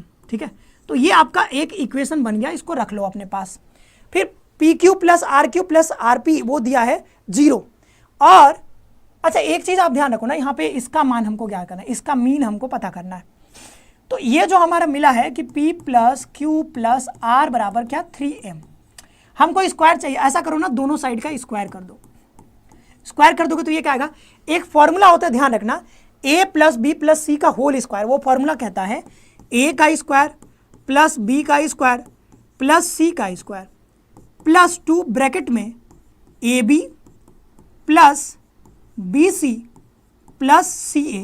ये होता है फॉर्मूला। इधर कितना हो जाएगा 9M स्क्वायर। ये फॉर्मूला होता है, मतलब ये फॉर्मूला आप कहीं पढ़ सकते हो, A plus B plus C का होल स्क्वायर। तो ये फॉर्मूला ऐसे हमने ओपन कर दिया। अब देखोगे इसका मान कितना दिया गया भाई, तो 0 दिया गया। तो यहाँ पे 0 रखोगे तो ये 0 हो जाएगा। तो मतलब क्या मिलेगा, P square plus Q square plus R square is equal to 9M square. हमसे क्या पूछ रहा है कि इनका माध्य, तो सम तो है ही, हमको माध्य निकालना है। मतलब ये भी तो 3 लोग ही है ना, 1 2 3 ही लोग हैं, तो 3 से भाग दे देंगे, तो ये आपका क्या मिल गया, ये आपका मिल जाएगा माध्य, ठीक है, ये क्या मिल जाएगा माध्य। तो 3 3 की 9, 3m square is the correct answer. क्या हो जाएगा, 3m square is the correct answer, 3m square is the correct answer. बात समझ में आया, बताओ बात समझ में आया कि नहीं आया। 3m स्क्वायर इसका करेक्ट आंसर हो जाएगा, 3m square, 3m square is the correct answer. चलो तो ये रहा अगला सवाल, 15 सवाल। If a 10 digit number m30348462n is divided by both 8 and 11, then what is the value of m square plus n square minus 18? इसका वैल्यू आपको बताना है। समझ में आ गया कि नहीं आ गया। तो हमने आपको डिविजिबिलिटी का रूल बताया था, हमने कहा था कि भाई 8 से अगर कोई संख्या डिविजिबल है तो उसका last 3 digit must be divisible by 8, ठीक है। 4 का बताया था लास्ट 2 डिजिट, 8 का कितना बताया लास्ट 3 डिजिट, 16 का कितना बताया लास्ट 4 डिजिट, तो इसका कितना है last 3 digit is divisible by 8। तो ये कब डिविजिबल होगा, आप देखो 8 सत्ते कितना हो जाएगा 56, 56 और 6 62, तो यहाँ पे बचेगा कितना 6 बचेगा, 8 अट्ठे 64, 8 9 72, तो 6 के साथ अगर 4 लगा होगा तभी ये कटेगा, अगर अदरवाइज ये संख्या 8 से नहीं कटेगा। तो यहाँ पे अगर n के जगह पे हम 4 रख दें 4, तो अब ये 8 से कट जाएगा, यानी 8 सत्ते 56, यहाँ पे बचेगा 6, 8 अठाई 64, 78 बार में कट जाएगा। तो हमको इतना पता चल गया है कि n का मान कितना होगा, तो n का मान कितना हो जाएगा 4, n इज इक्वल टू कितना है 4। तो ये 4 हमको पता चल गया। कैसे पता चला, last 3 digits must be divisible by 8 if the whole number is divisible by 8। तो ये 8 का डिविजिबिलिटी रूल है, ठीक है। तो यहाँ पे देखें हम कि अब क्या बचा, मतलब n का मान तो पता चल गया है, तो यहाँ पे बचा m बचा, फिर बचा हमारे पास 3 0 3 4 8 4 6 2 और फिर क्या है हमारे पास n बराबर 4 मिल गया है। अब जैसे 8 का डिविजिबिलिटी रूल पता कर लिया, तो अब 11 से भी डिविजिबल है, तो ये 11 का डिविजिबिलिटी रूल लगा लेते हैं। तो 11 का डिविजिबिलिटी रूल क्या कहता है कि जो भी ऑड प्लेसेस पे नंबर है उनको जोड़ दो, ठीक है, और फिर जो इवन प्लेसेस पे नंबर है उनको जोड़ दो और उनका डिफरेंस ले लो, ठीक है। तो ये जोड़ोगे आप 4 6 4 10 10 8 18 18 3 21 21 3 कितना हो जाएगा 24। फिर डिफरेंस ले लो जो है यहाँ पर जो नंबर्स इवन प्लेसेस पे हैं, तो ये कितना हो जाएगा 4 2 6 6 4 10 10 0 10 10 प्लस m, तो 10 प्लस कितना हो जाएगा m हो जाएगा। अब इनका जो डिफरेंस होगा वो या तो 0 होगा या फिर 11 हो सकता है। तो पहले आप क्या करोगे, यहाँ पे 0 रख के देखोगे कि क्या हमको 0 मिल सकता है, बताओ क्या हमको 0 मिल सकता है। तो 0 तब मिलेगा जब आप, जैसे ये घटा रहे ना, 0 तब मिलेगा जब आप m के जगह पे 14 रख दोगे, तो ये 24 हो जाएगा, तो 24 में से 24 घटा दोगे तो 0 मिल जाएगा। तो क्या हम m के जगह पे 14 रख सकते हैं, क्या 14 रख सकते हैं। तो m जो है ये क्या है 10 डिजिट नंबर है, अगर आप m के जगह पे 14 रख दोगे तो ये ना 11 डिजिट नंबर बन जाएगा, जो कि सवाल जैसा कहा जा रहा है तो उसको वायलेट कर देगा। तो 0 हम ना रख करके फिर क्या करेंगे 11 रख देते हैं, तो 11 रख लेते हैं।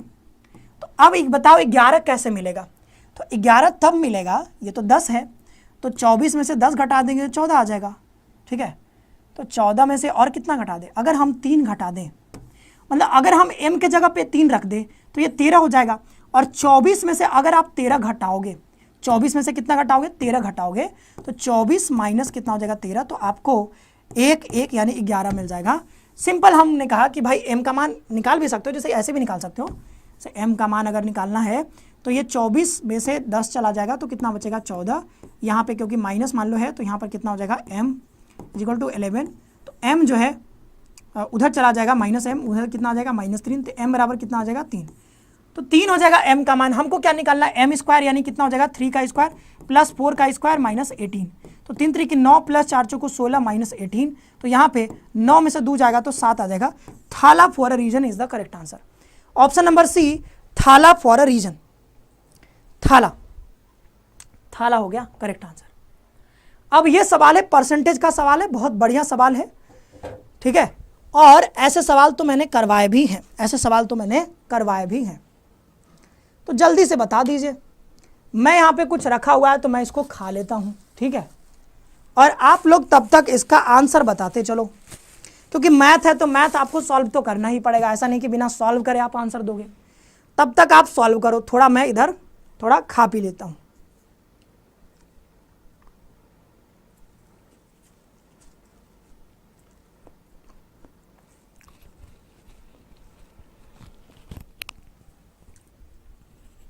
आप लोग इसको जो है सॉल्व करो।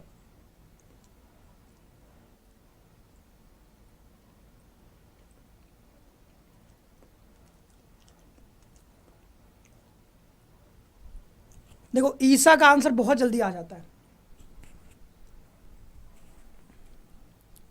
कैसे जी ईसा? बहुत तेज हो तुम।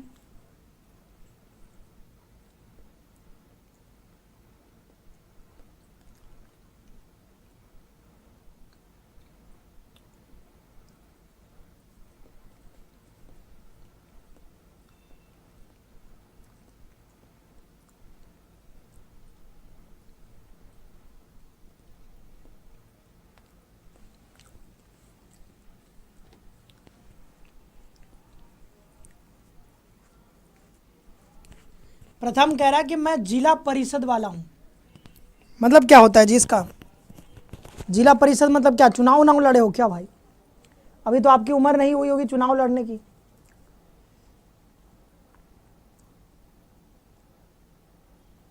क्लास 10th में सब पढ़ लिया। देखो ये सब तो पढ़ते ही क्लास 10th में। देखो जल्दी कर से करेंगे इसको। ए का मतलब क्या होता है? मल्टीप्लीकेशन ऑफ मतलब क्या? मल्टीप्लीकेशन मतलब 2/3 ऑफ ए मल्टीप्लाई बराबर है 75%। तो 75/100 into B is equal to 0.6 of C. इसको आप ध्यान से देखोगे तो ये कितना हो जाएगा? 2/3 ए इज इक्वल टू 25 3 75 25 चौको 100, तो 3/4 बी इज इक्वल टू ये कितना हो जाएगा? 6/10। तो ये 6/10 को कितना लिख सकते हो? 2 3 6 2 बचे 10, तो 3 कितना हो जाएगा? 5 सी। अब हमको क्या करना है? बस ए बी और सी का रेशियो निकालना है। ध्यान रखना है ए सी और बी का रेशियो चाहिए, ठीक है।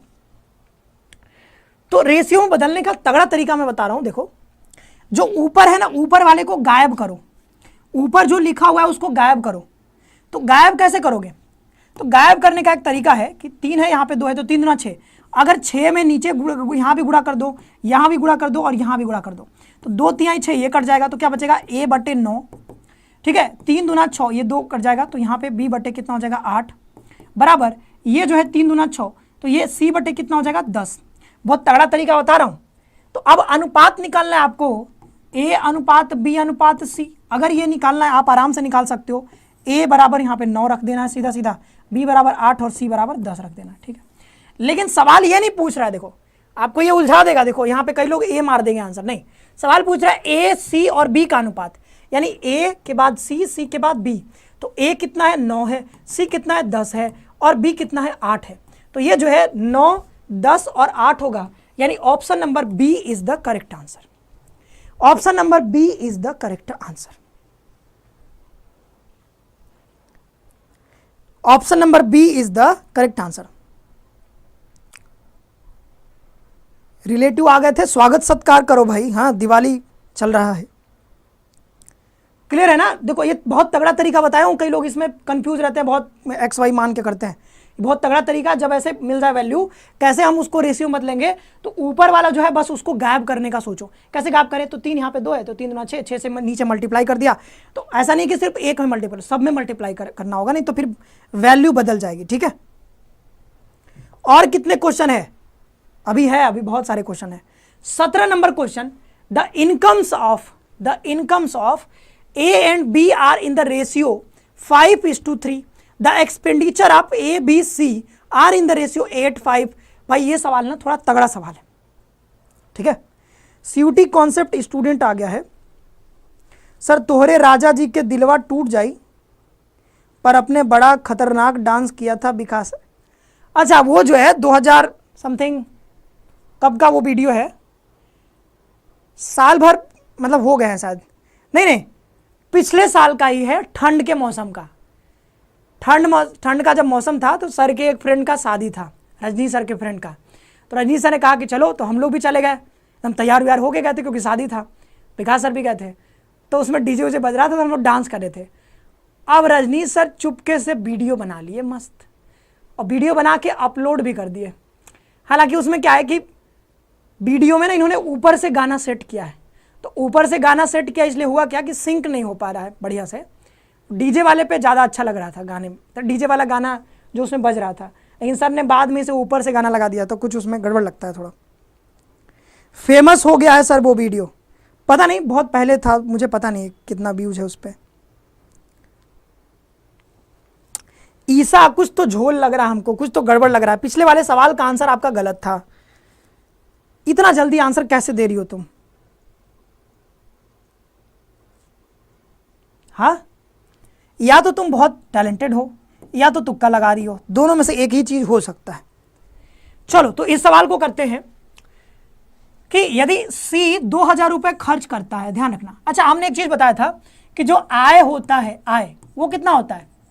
खर्च प्लस बचत के बराबर होता है, बताया था कि नहीं? खर्च प्लस बचत के बराबर होता है। तो यहां पर कह रहा है कि सी जो है 2000 रुपया खर्च करता है और कह रहा है कि इनके खर्च का अनुपात इतना है। तो ए, बी और सी, इनके एक्सपेंडिचर का जो अनुपात है वो कितना है? 8:5:2। ये दिया गया है क्या? व्यय यानी कि एक्सपेंडिचर का अनुपात, यहां पे लिखा हुआ है तीनों का एक्सपेंडिचर। अब कह रहा है कि सी जो है स्पेंड करता है 2000 रुपया, तो सी जो है 2000 करता है, लेकिन हम कह रहे हैं कि भाई नहीं, ये 2 करता है। कितना एक्सपेंडिचर कर रहा है? 2। लेकिन सवाल में कह रहा है कि नहीं, ये 2000 करता है, तो ये जो 2 होगा ये किसके बराबर? 2000 के बराबर हो जाएगा। तो 1 कितना हो जाएगा? तो 1000 के बराबर हो जाएगा। तो अब मैं बोलूं कि बताओ ए कितना खर्च करता होगा? तो 8 यूनिट है, 1 यूनिट का मान 1000, तो ए जो है 8000 खर्च करता होगा। बी कितना? तो बी 5000 खर्च करता होगा। और सी कितना? तो सी जानते ही हो यहाँ पे 2000 खर्च कर रहा है, सॉरी एक्सपेंडिचर यानी यानी कि खर्च कर रहा है। तो ये खर्च इनका हमको पता चल गया है। अब एक और चीज कह रहा है कि बी जो है 700 रुपया बचाता है, तो बी का इनकम कितना होगा? बताओ, बी का इनकम कितना होगा? इनकम क्या होता है? Expenditure plus saving. तो बी का एक्सपेंडिचर कितना है? 5000 रुपये। कितना है? 5000। तो 5000 हो गया इसका एक्सपेंडिचर, और सेव कितना कर रहा है? 700। तो ये कितना हो जाएगा? 5700 रुपया हो जाएगा इसका क्या? इनकम। तो ये किसका इनकम है भाई? तो ये इनकम है बी का। बी का इनकम 5700 रुपए। अच्छा, एक और चीज दिया है कि ए और बी के आय का अनुपात 5:3 है। तो ए और बी के अनुपात कितना है? 5:3। लेकिन कह रहा है कि इसका जो इनकम है यानी बी का जो इनकम है वो कितना है? 5700 है। तो 3 यूनिट कितना हो जाएगा? 5700 के बराबर हो जाएगा। तो 1 यूनिट कितना हो जाएगा? 19×57 यानी 1900 के बराबर हो जाएगा। तो ए का इनकम कितना हो जाएगा? तो ए का इनकम आप बता सकते हो सर, यहाँ पे 5 होता है, 5 यूनिट का मतलब 19×5 = 95, यानी 9500 रुपया हो जाएगा। कितना? तो ए का जो इनकम है, ए का इनकम वो कितना आ जाएगा? 9500। सवाल क्या पूछ रहा है वो देखो, ए कितनी राशि बचाता है? कितनी राशि बचाता है? तो देखो 9500 रुपये ये इसका आय है, उसमें से 8000 रुपये खर्च कर देता है। तो 9500 रुपये आप कमाते हो, 8000 रुपया खर्च कर देते हो, तो आपके पास बचेगा कितना? तो 1500 रुपया बचेगा। Option number A is the correct answer. Option number A is the correct answer. Okay, A is the correct answer. Divine electronic से लैपटॉप लेना है, लेकिन वो मैसेज सीन नहीं कर रहे, नहीं से बोले थे सभा सामान। तो सीधा चले जाइए ना अगर लेना है तो। क्या सर, कितना देर और? डिवाइन कंप्यूटर का ये नंबर मांग रहे हैं, आपने बोला था क्या? क्या डिवाइन मैंने कंप्यूटर बोला लोकेशन चेक करके चले जाइए। लोकेशन चेक करके चले जाइए, क्या समस्या है? वहीं पर तो है, यहीं पे पास में। चले जाइए, उसके बाद वहां जाने के बाद अब ले लीजिएगा सामान। सामान लेने के बाद जो बिल बनेगा उसके बाद मेरा नाम लीजिएगा। हाँ, बिल बन जाएगा तब बताएगा कि हाँ रजनी सर भेजे हैं, तो थोड़ा तो- सा और ऑफर मिल तो फिर कुछ ऑफ मिल जाएगा। आईपी भिजिया जहाँ पे है ना, मूवी वूवी देखने हम लोग जाते रहते, तो वहीं पे बगल में उसी के पास गुरुधाम उसी के थोड़ा पीछे है, तो वहाँ पे आप जा सकते चौराहे के पास। हैं। सर हमको क्वेश्चन टाइम करने का टाइम दीजिए। अच्छा हाँ ठीक है, टाइम ले लो। ये रहा अगला सवाल। In how many years will a sum of RS 800 becomes RS 9206 at 10% per annum compounded semi annually? ये जो है कंपाउंड इंटरेस्ट का सवाल है। किसका है? कंपाउंड इंटरेस्ट का सवाल है। Compound interest. मैथ सीखने में ना बहुत समय लगता है सॉरी। मैथ्स अगर आप सीखना चाहते हो काफ़ी समय लगता है, मतलब आपको एकदम बैठ करके और बहुत मतलब डिस्ट्रैक्ट नहीं होना है, ईयरफोन लगा करके, और हर चीज़ को बढ़िया से समझते हुए चलना होता है और कॉपी पेन ले करके बैठना होता है, तब हम जा करके सीखते हैं। मैंने भी ऐसे ही सीखा है मैथ्स, और मैं नहीं कह रहा हूँ कि मुझे सब आता है मैथ्स में, बट हाँ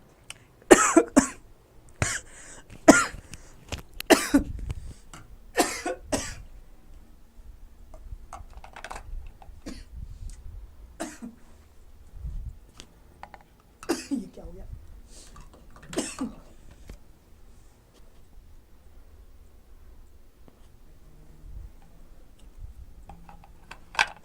अच्छा आप लोग बताओ मेरा शर्ट अच्छा लग रहा है कि नहीं? जो सवाल सॉल्व कर ले जरूर बताए मेरा शर्ट अच्छा लग रहा है कि नहीं।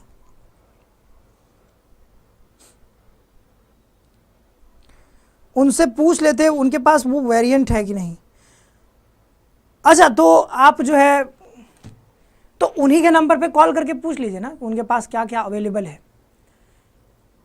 ठीक है, हमारे पास कोई माध्यम नहीं है। आप इंस्टा पे सर को मैसेज कर लो, वहाँ से नंबर आपको मिल जाएगा। क्या समस्या है? सर को इंस्टा पे मैसेज कर दो, थोड़ा टाइम लगेगा बट मिल जाएगा। अच्छा लग रहा है ना? नया शर्ट है, ये नया शर्ट है। तो मैं और मेरा दोस्त, तो मैंने 2 शर्ट ऑर्डर किए थे, तो एक उसके लिए है और एक मेरे लिए है। दोनों रखा हुआ है क्योंकि वो तो दूसरी जगह रहता है, जब मिलेगा तो उसको एक शर्ट दे दूंगा। दोनों का सेम ही था, मतलब दोनों सेम ही लिया हमने, एक मेरा एक उसका। चलो तो ये जो है ये सवाल जो है कंपाउंड इंटरेस्ट का सवाल है। ओके, तो कह रहे in how many years will a sum, मतलब टाइम आपसे पूछ रहा है।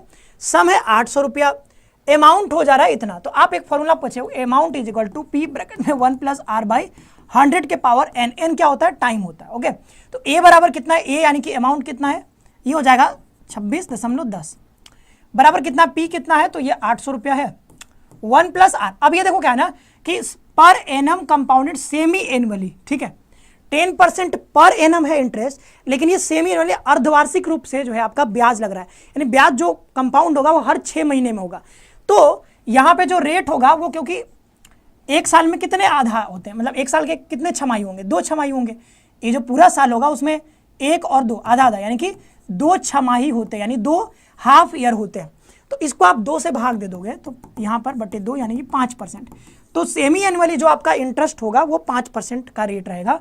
तो 5 बटे ये 100 हो जाएगा। हमको n का मान निकालना, यहीं से n निकाल लोगे आप, ये इधर आ जाएगा। तो ये हो जाएगा आपका यहाँ पे दशमलव, ये 800 नीचे आ जाएगा, और यहाँ पे हो जाएगा ये 5, ये हो जाएगा 20 × 500, 20 से कम 20, 21 बटे 20, और यहाँ पे हो जाएगा n। अब ये देखोगे कि यहाँ पे ना क्या करें हम इसको ना, ये जीरो का मतलब कोई है नहीं, दशमलव के बाद यहाँ पे जीरो लिखा उसका कोई मतलब है नहीं।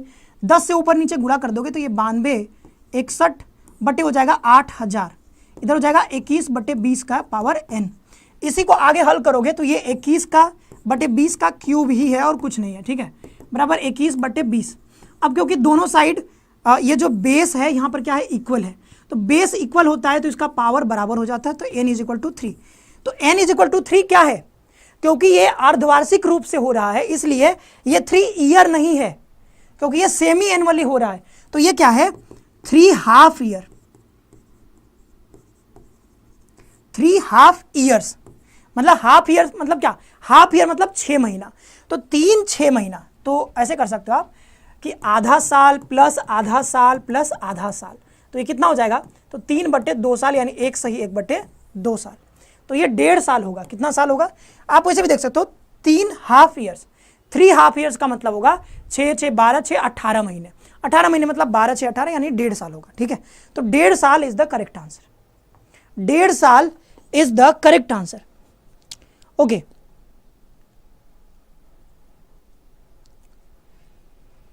ओके, लेकिन सर शर्ट जो रेड वाला था वो, हाँ रेड वाला भी रखा हुआ है, तो मैंने सोचा आज नया पहन लेते, क्योंकि रेड वाला मैंने पहले ही पहन लिया था। तो हमने जानबूझ करके मंगाया था 2 अलग अलग कलर, ये भी वैसे ठीक ही लग रहा है। अ शर्ट बॉट फॉर 270 रुपीज। ये सवाल देखो बहुत आसान सवाल है, ऐसे सवाल पूछे जाते लेकिन आप लोग हड़बड़ा जाते हो, पता नहीं क्यों।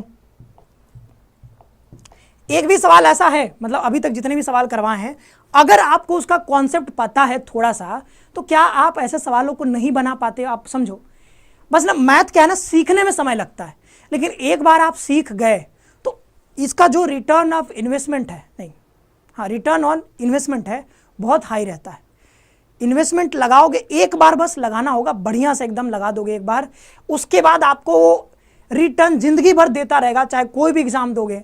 एक बार आप बस आपको सीख लो, एक बार सीख लो मैथ्स, और बार बार उसी को बीच बीच में थोड़ा बहुत देखते रहोगे, रिवाइज करते रहोगे, जिंदगी भर जितना एग्जाम दोगे हर जगह वो रिटर्न देगा आपको।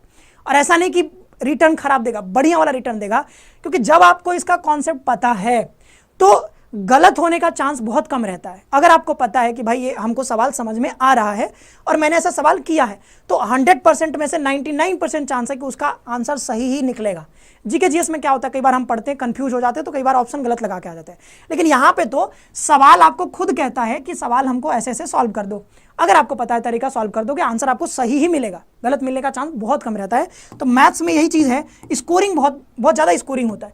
तो 270 रुपये में खरीदा गया, तो मान लो कि मैं दुकानदार हूँ, 270 रुपये में शर्ट खरीद करके लाया हूँ, और मैंने उसे शर्ट पर 8% प्राइस बढ़ा करके, जैसे मॉल में भी देखते होगे कि प्राइस उसमें टैग लिखा होता है, तो वो मार्क प्राइस होता है, मार्क प्राइस या मार्केट प्राइस जो भी है।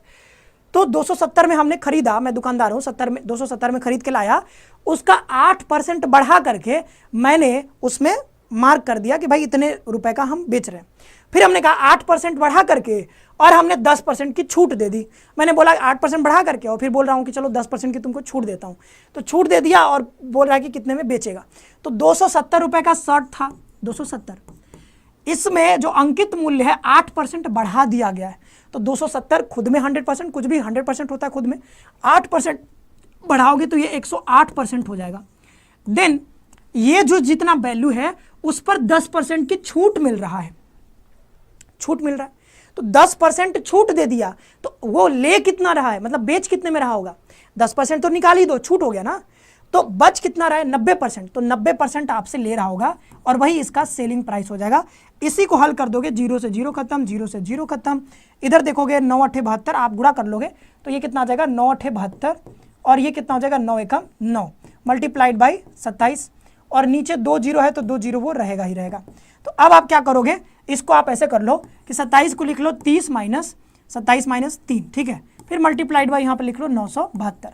अब ये 3 से गुणा कर लो, तो ये 3 कितना हो जाएगा, 3 दूना 6, और 3 सत्ते 21 का 1 हासिल 2, और 3 नवा 27, और 2 कितना हो जाएगा 29, 1 0 आ जाएगा, माइनस यहाँ पे कितना हो जाएगा 2916।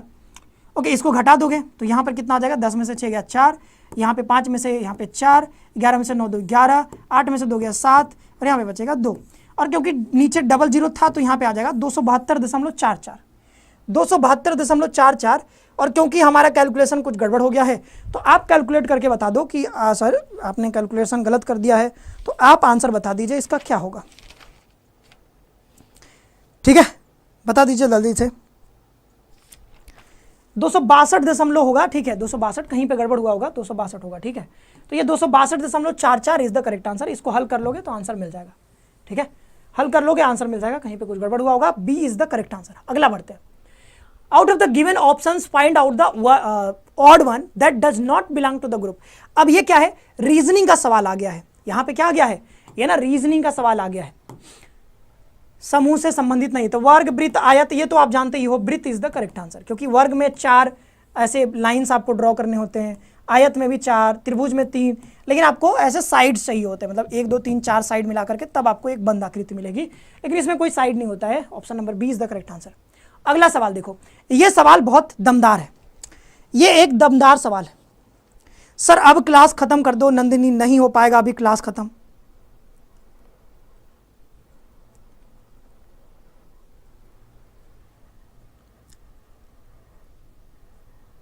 ओके सर, आप तो ये सब ऐप में नहीं कराए हैं, खत्म होगा इतने सारे कॉन्सेप्ट। तो ऐप में हमने कहा ना सीखने में समय लगता है, समय देना पड़ेगा, तो अभी तो आप परसेंटेज ही सीख रहे हो, तो परसेंटेज सीख लोगे तो उसके बाद नया चैप्टर आएगा, फिर वो सीखोगे, फिर नया चैप्टर आएगा वो सीखोगे, ऐसे करके धीरे धीरे सारे चैप्टर सीख जाओगे। और कितना है मैं दिखा देता हूं, चलो सबर नहीं हो रहा है तो मैं आपको दिखा देता हूं कितना बचा हुआ है। तो 113 पर हम लोग आ चुके हैं। देखो ये 113 है, तो 14 15 यानी 1 2 3 4 5 6 7 8 9 10 11 12 13 14 15 सवाल और है, तो थोड़ा सा बस सब्र रख लीजिए, 15 सवाल और है। ये सवाल देखो बहुत खतरनाक सवाल, कब तक होगी, जब तक ये खत्म नहीं हो जाता तब तक होगा। ओके, अब ये देखो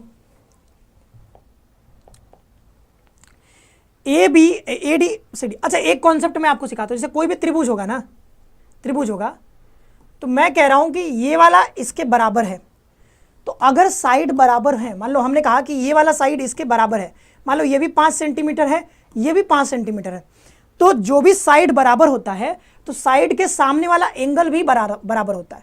तो इस साइड के सामने वाला एंगल यानी कि ये वाला, और इस साइड के सामने वाला एंगल यानी ये वाला, तो ये दोनों बराबर होंगे, ये हमेशा ध्यान रखना। ठीक है, ठीक है।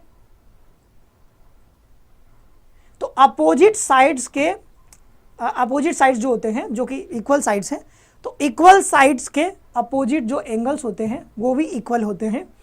तो बस इतना अगर आपको पता है तो ये सवाल हो सकता है, आराम से हो सकता है। एक और कॉन्सेप्ट सीखो, जैसे ये त्रिभुज हम बनाते हैं ना, तो ये त्रिभुज ऐसे, तो अगर मान लो ये वाला साइड यहाँ तक खत्म होता है, इसको आप आगे बढ़ा देते हो, तो यहाँ पे जो एंगल बनता है यहाँ पे, तो मान लो ये अल्फा है, ये क्या है थीटा है, ये क्या है यहाँ पर गामा है, तो ये जो है ना, ये जो अल्फा होता है ये इन दोनों एंगल्स के योग के बराबर होता है, यानी alpha is equal to gamma plus theta, ऐसे लिख सकते हो।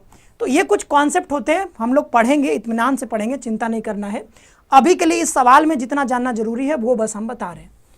तो अब इस सवाल का आंसर हमको निकालना है, कैसे निकलेगा भाई? तो यहाँ पे कुछ चीज़ें ना दी गई हैं कि AD जो है, AD यानी कि ये वाला, ये बराबर है CD के यानी कि इसके, और CD जो है वो BC के बराबर है, यानी BC यानी कि इसके बराबर है। तो ये तीनों बराबर हैं, और हमने कहा कि जो बराबर होते हैं तो बराबर हैं, तो मतलब आमने सामने के एंगल्स भी बराबर होंगे। तो इसके सामने का एंगल ये वाला, यानी ये वाला एंगल, और इसके सामने का ये वाला एंगल, यानी ये दोनों बराबर होंगे। तो सपोज करो हमने माना कि ये x है, तो ये भी कितना हो जाएगा, x हो जाएगा। समझ में आ रहा है ना बात? अगर हमने माना कि ये x है तो ये भी x हो जाएगा, क्योंकि दोनों बराबर है। अच्छा, ये वाला और ये वाला भी बराबर है, तो इसके सामने वाला यानी कि ये, और इसके सामने वाला कि ये यानी कि ये वाला एंगल, ये भी दोनों बराबर ही होंगे। तो इसको मान लो हम y लिखते हैं, तो ये भी हो जाएगा कितना, y, क्योंकि दोनों बराबर है। समझ में आ गया बात? अब हम देखें कि ये लिखा हुआ है कितना, 96, ये कितना लिखा हुआ है, 96। तो ये 96 जो होगा ये किसके किसके बराबर होगा? हमने अभी बताया था ना कि ये त्रिभुज है, यहाँ पे ये वाला आपने बढ़ा दिया है, तो ये वाला जो एंगल होगा इन दोनों के बराबर, इसके और इसके बराबर हो जाएगा। तो जो x और y होगा वो किसके बराबर हो जाएगा, ये y और ये x।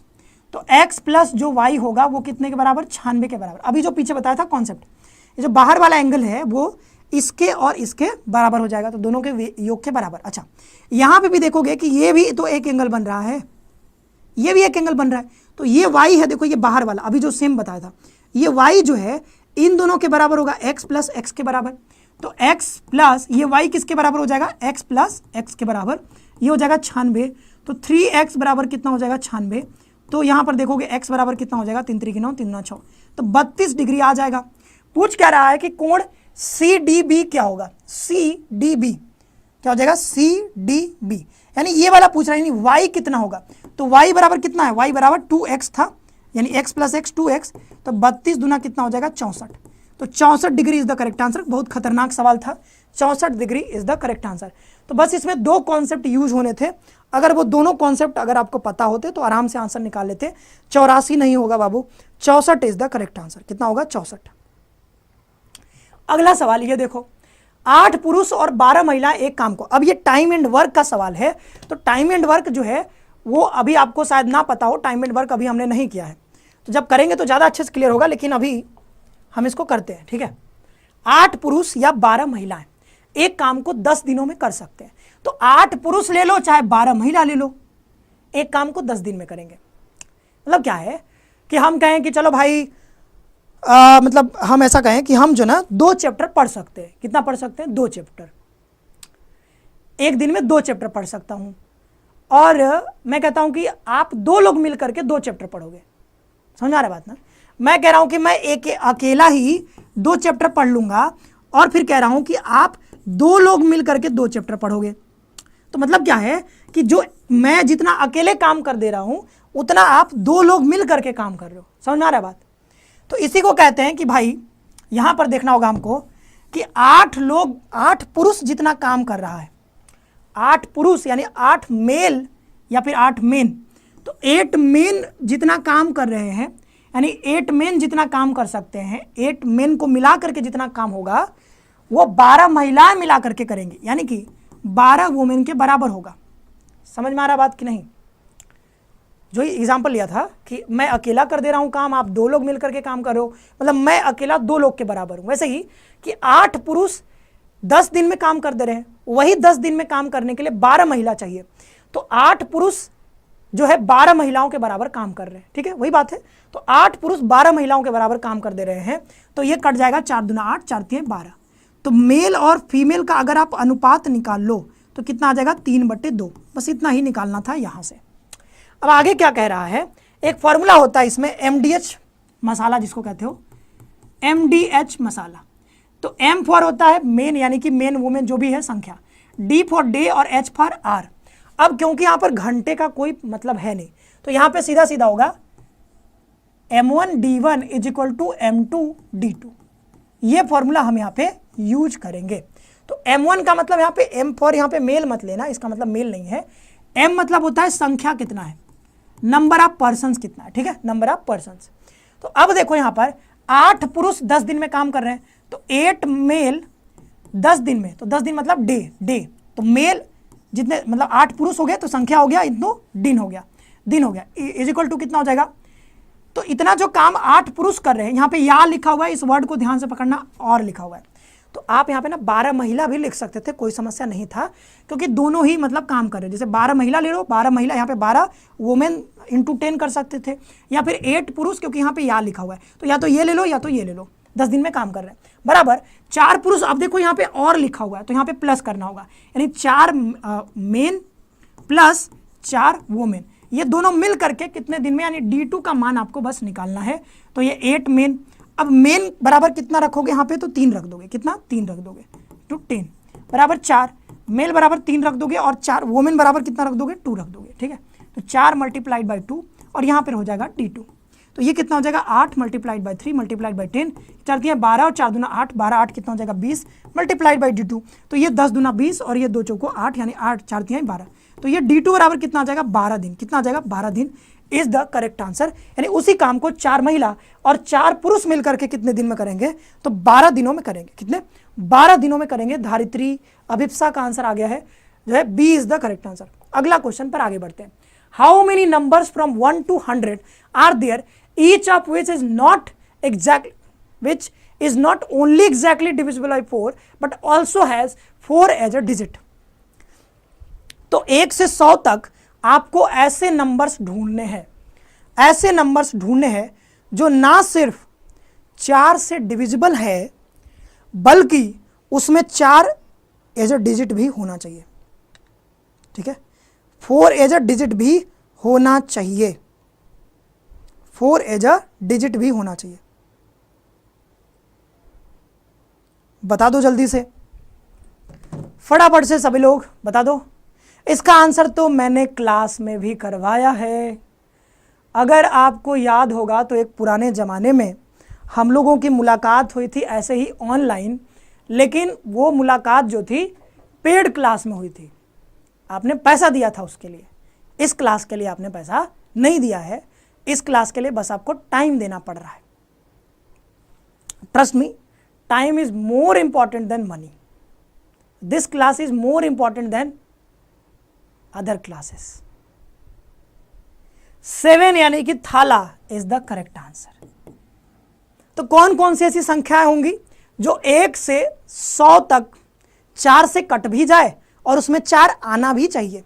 तो कौन कौन सी संख्या? तो 4 कट जाएगा, फिर 14 हो जाएगा, फिर 24 हो जाएगा, फिर कौन सा हो जाएगा, 14 तो नहीं कटेगा ना, 14 तो कटेगा ही नहीं तो फिर सीधा सीधा 24 आएगा फिर 34 तो कटेगा नहीं, लेकिन 40 कट जाएगा, 44 भी कट जाएगा, फिर देखो कौन सा कटेगा, 44 के बाद 48 भी कट जाएगा, तो 48 भी रख लेंगे, ठीक है। 48 के बाद 52, 56, 60, 64 कट जाएगा, ठीक है। फिर 70, 74 नहीं कटेगा, फिर सीधा क्या मिलेगा हमको मिलेगा 80, 84 मिलेगा, क्या मिलेगा 84, 84 के बाद क्या मिलेगा 86, 86, 92, 92, फिर तो 4 आएगा नहीं, तो 3, 3, 6, 1, 7, Thala for a reason, Thala for a reason is the correct answer. अगला सवाल देखिए, एक परीक्षा में पूरी कक्षा के औसत अंक 70 थे, यदि 10% छात्रों द्वारा प्राप्त औसत अंक 95 थे और अन्य 20% छात्रों द्वारा प्राप्त अंक औसत अंक 20 थे, तो कक्षा के शेष छात्रों के औसत अंक क्या थे। दशमलव के एक औसत अंक पूछा है, परसेंटेज में क्यों पूछ रहे हो भाई तुम, अंक पूछा है, परसेंटेज में नहीं होना चाहिए था, बट ये एनटीए कई बार गलती कर देती है, ठीक है। हाँ, उसका आंसर बिल्कुल करेक्ट आ गया है। अगला सवाल देखो, अगला सवाल, in an examination the average marks of the entire class was 70, पूरे क्लास का 70। अब देखो कह रहा है कि what was the average marks of the remaining student. देखो टोटल नंबर ऑफ स्टूडेंट्स हमको पता नहीं है, टोटल नंबर ऑफ स्टूडेंट्स पता नहीं है, तो या तो आप x मान लो, x मानोगे तो फिर कैलकुलेशन गड़बड़ हो जाएगा, मतलब गड़बड़ नहीं कठिन हो जाएगा। हम मानते हैं कि let suppose the total number of students in class, तो इंटायर नंबर ऑफ स्टूडेंट्स कितने हैं, total students is equal to 100, ठीक है। 100 हमने सपोज कर लिया है, मान लिया है। अब कह रहा है कि the average marks of the entire class was 70, मतलब 100 लोग हैं, मतलब पूरे क्लास का, मतलब 100 बच्चे हैं, और इसका एवरेज कितना दिया गया है, 70 दिया गया है। तो सम आप निकाल सकते हो क्या, सम ऑफ टोटल 100 स्टूडेंट्स कितना बताया था, एवरेज इनटू ऑब्जर्वेशन यानी कि n, तो एवरेज कितना है 70 है, और टोटल नंबर ऑफ स्टूडेंट्स कितने हैं 100 हैं, तो कितना आ जाएगा 7000। तो टोटल जो सम आया है 100 स्टूडेंट्स का, ये कितना आया है 7000 है टोटल सम, मतलब कि जो 70 एवरेज आ रहा है, तो टोटल सम कितना आ रहा है, मतलब 100 बच्चे इंटायर क्लास में है, तो सबके मार्क्स मिला करके टोटल कितना आ रहा है, तो टोटल है 7000 नंबर सबके मिला के। If average marks scored by 10% of the student, तो 10% स्टूडेंट का मतलब क्या कि 100 स्टूडेंट थे, उसका 10% यानी 10/100 यानी कि 10 स्टूडेंट्स, तो 10 स्टूडेंट्स का कितना होगा, टोटल सम हो जाएगा 10, और इसका एवरेज दिया गया है कितना 95, तो ये कितना हो जाएगा 950। ओके, फिर क्या है जो है देख, फिर कह रहा है कि score bye 20% of the student, 20% का क्या मतलब है, 100 का 20% 20 होगा, तो 20% स्टूडेंट जो है यानी कि 20 मल्टीप्लाइड बाय उसका एवरेज कितना है, यहाँ पर 20 ही है, तो मल्टीप्लाई कर देंगे कितना आ जाएगा 400, ठीक है। अब कह रहा है then what was the average marks of the remaining students of the class, तो रिमेनिंग स्टूडेंट्स पहले बताओ कितने हैं, 100 थे, 100 में 10 यहाँ चले गए, 20 यहाँ चले गए, तो 70 स्टूडेंट का तो यहाँ पे दे दिया गया है, ठीक है, सॉरी 30 स्टूडेंट का तो यहाँ पे दे दिया गया है, तो बचेंगे कितने, तो 70 स्टूडेंट अभी भी बचे हुए हैं, तो इनका एवरेज निकालना है। तो एवरेज निकालने के लिए क्या क्या चाहिए, average is equal to some बटे नंबर, तो नंबर तो पता है लेकिन सम पता नहीं, सम कैसे पता चलेगा, तो टोटल 7000 था, इसमें से 30 बच्चों का कितना है, 30 बच्चों का है 9 4 1350, 30 बच्चों का कितना है टोटल सम 1350, तो 7000 में से 1350 घटा दो, ठीक है, 7000 में से 13 जो है घटा दो, तो यहाँ पर कितना आ जाएगा 1350, तो ये कितना आ जाएगा, इधर 5 गया 5, 9 में से 3 गया यहाँ पर 6 3 9, 6 में से गया 5, 5650, कितना आ गया 5650। तो यहाँ पे 70 स्टूडेंट का जो एवरेज होगा, average of 70 students, average of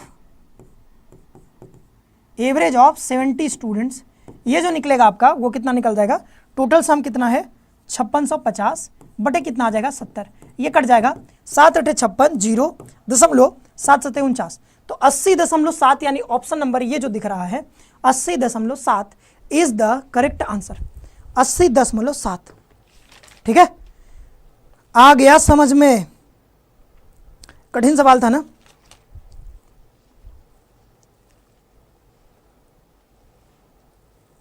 okay, ये रहा आपका जो है एवरेज निकल गया है। अगला सवाल देखो, in an examination 96% of the student passed and 500 student failed, how many student appeared in the examination. अब ऐसा ही कुछ हम लोग पढ़ रहे थे कल के दिन यानी सैटरडे के दिन, ऐसा ही परसेंटेज में हम कुछ आपको बता रहे थे। वहीं से ये सवाल है, जल्दी से बता दीजिए। काफ़ी कम बच्चे बचे हुए हैं, कोई बात नहीं, कोई समस्या की बात नहीं है, अब ख़त्म ही होने वाला है, ठीक है, ख़त्म ही होने वाला है, जस्ट कुछ बचा हुआ है, कुछ सवाल बचे हुए हैं, ठीक है। In an examination 96% of the student passed. तो 96% अगर पास हो गए तो मैं पूछूं बताओ फेल कितने हुए होंगे, तो आप बताओगे सर 4% फेल हुए होंगे।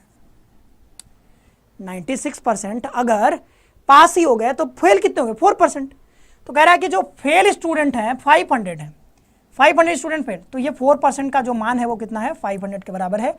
How many student appeared in the examination, तो मतलब एग्जामिनेशन में कितने लोग आए थे, तो 100% आएंगे, तो 100% का मान निकालना है, तो इसको 100% बदलने के लिए 25 से गुणा कर दो, ठीक है, 25 से गुणा कर दो, तो ये 25 चौको 100% हो जाएगा, और ये 25 25 125 यानी कितना आ जाएगा 12,500, 12,500 यानी option number B is the correct answer. बहुत ही आसान सवाल था। अगले क्वेश्चन पर आगे बढ़ते हैं। निम्नलिखित आंकड़ों का माध्यिका क्या है, माध्यिका आपसे पूछ रहा है, यानी कि median of the following data. आपको ये दिया गया है what is the median of the following data. तो मीडियन निकालने के लिए हम क्या करते हैं, मीडियन निकालने के लिए हमेशा ना हम ये करते हैं कि भाई असेंडिंग ऑर्डर या डिसेंडिंग ऑर्डर में आप लिख लो मीडियन, माध्य निकालने के लिए। तो इसको असेंडिंग ऑर्डर में लिखो, तो कैसे लिखेंगे, 0 सबसे पहले आ जाएगा, 0 के बाद फिर 0 है, फिर 1 है, तो 1 1 कितनी बार है, 2 3 4 5 बार, तो ऐसे 5 बार लिख दो, ठीक है, 5 बार। इसके बाद 2 लिखेंगे तो 1 2 3 3 बार, 4 बार है, 2 2 2 2, ठीक है, 4 बार हो गया। फिर इसके बाद 3 लिखेंगे तो 3 एक ही बार यूज हुआ तो 3। इसके बाद कितना आ जाएगा 4, 4 एक ही बार है, 4 लिख दिया। इसके बाद यहाँ पे 5 है, 2 बार, तो 5 लिख दिया, 5 5। ये हमने जो डेटा था उसको असेंडिंग ऑर्डर में लिख दिया है। अब बस एक बार चेक कर लो कि कितने हैं, 2 3 4 5 6 7 8 9 10 11 12 13 14 15, 15 है, ठीक है। तो जब n, इसको कहते हैं n, ठीक है, तो टोटल नंबर जितने हैं, मतलब जितना भी यहाँ पर ऑब्जर्वेशन है वो कितने हैं, n बराबर 15। तो जब ये ऑड होता है तो जो हमारा माध्यिका होता है, मीडियन जो होता है, n + 1/2 टर्म आपको निकालना होगा, ठीक है। ये वाला टर्म आपको पता करना है, तो कितना हो जाएगा 15 + 1/2 इतना पद, ठीक है। तो 16/2 यानी कि 8वां पद। तो जो 8वां पद होगा वही हमारा आंसर होगा। तो यहां से देख लो 1 2 3 4 5 6 7 8, तो 8वां पद क्या है, 2 है, तो 2 is the correct answer. Option number C is the correct answer, option number C is the correct answer. चलो अगला क्वेश्चन, ये रहा अगला सवाल।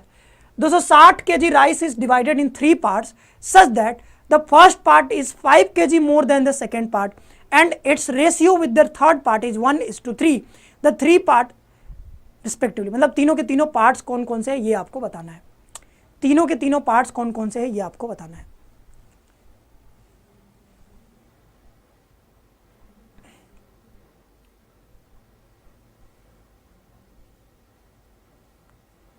फर्स्ट पार्ट और थर्ड पार्ट का रेशियो दिया हुआ है, फर्स्ट पार्ट ये है, फर्स्ट पार्ट और second part and ratio with the third part. तो फर्स्ट पार्ट और थर्ड पार्ट का रेशियो दिया हुआ है 1.3, ठीक है। तो मतलब कि ये 3 गुना होगा भाई, इतना पता होना चाहिए। तो 3 गुना मतलब सीधा सीधा आंसर निकल जाएगा, फिर तो सीधा सीधा आंसर निकल जाएगा फिर तो क्या ही बताएं, बताओ। इस सवाल का आंसर जो है करने के लिए क्या ही है, अगर हमको करना हो तो इसको जल्दी भी किया जा सकता है।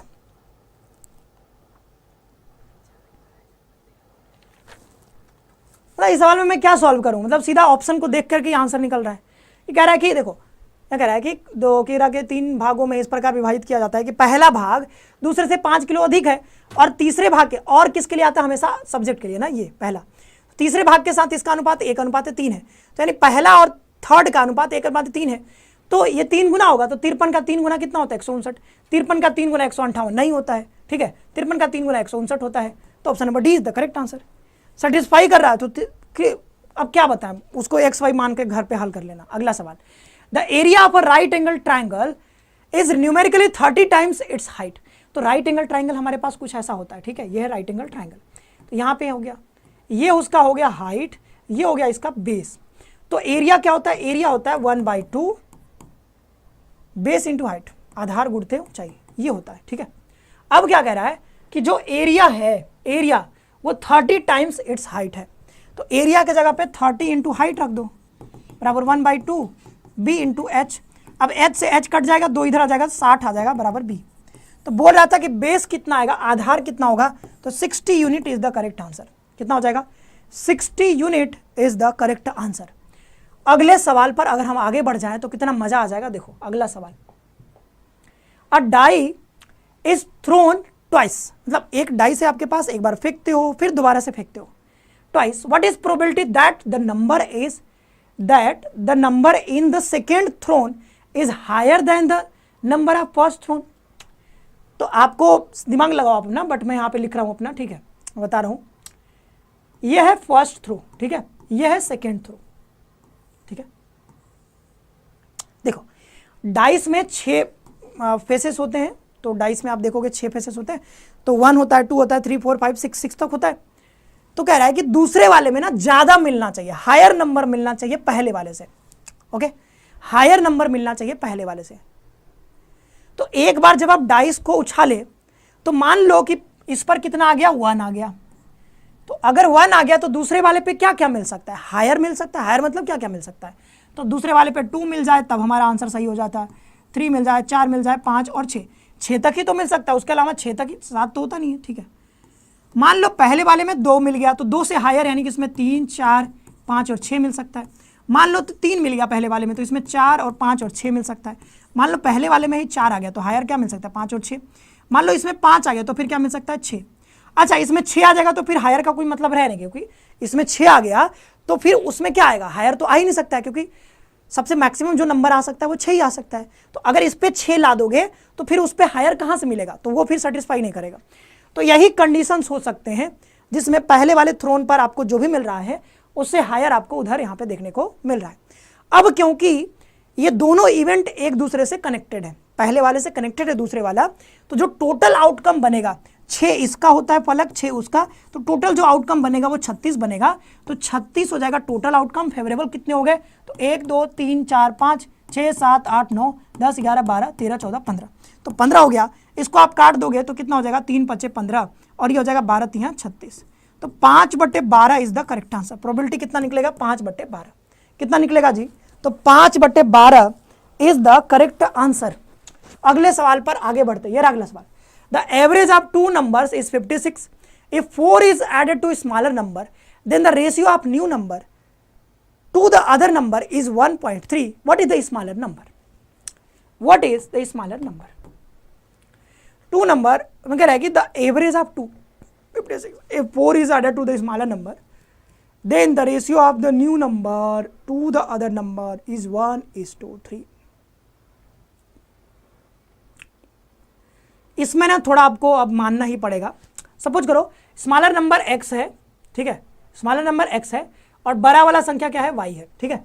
तो दो संख्या है, दोनों का एवरेज निकालना है। एवरेज क्या होता है भाई, तो एवरेज होता है सम कितना है, 56, सॉरी एवरेज तो दिया है ना, एवरेज कितना है, द एवरेज ऑफ 2 नंबर्स, दोनों नंबर का 56 दिया है, और सम यानी कितना है, x + y बटे नंबर ऑफ ऑब्जर्वेशन, 2 ही लोग हैं तो 2 हो जाएगा।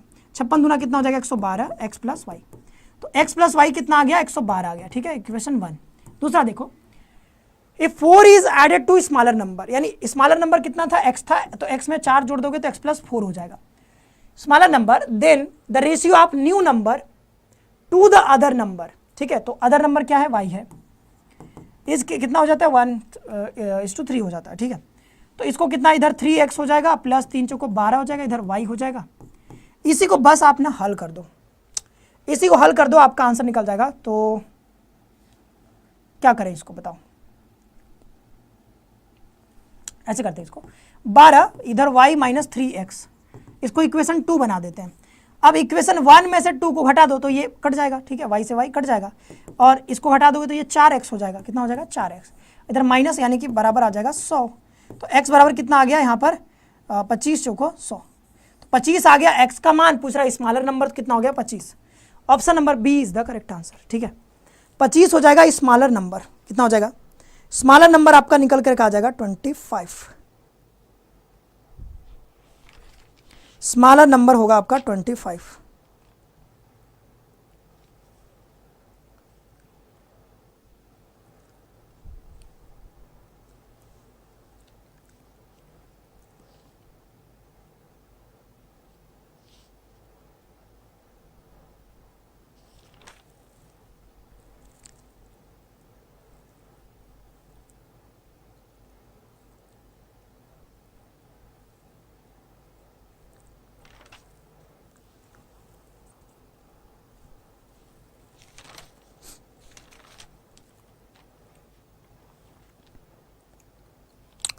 ओके, तो ये भी आसान सवाल था। आगे बढ़ते हैं, ये अगला सवाल।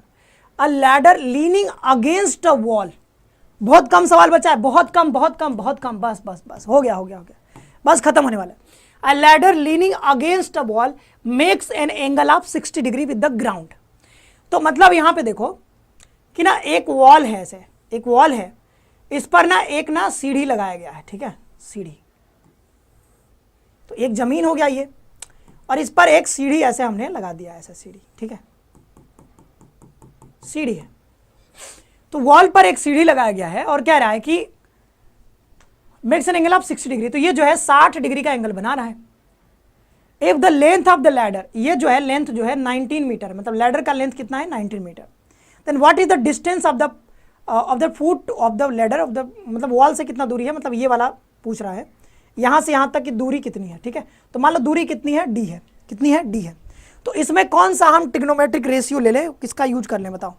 हमको क्या चाहिए, हमको ये वाला चाहिए, लंब बटे कड़, लंब तो चाहिए नहीं, आधार बटे कड़, आधार और कड़, यानी बेस और हाइपोटेनस।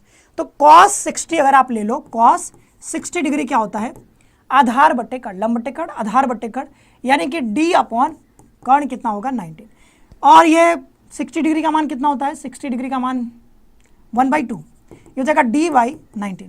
तो d यानी कि डिस्टेंस कितना हो जाएगा 19/2, यानी कि आप देखोगे 9.5, कितना आ जाएगा 9.5 इज द करेक्ट आंसर।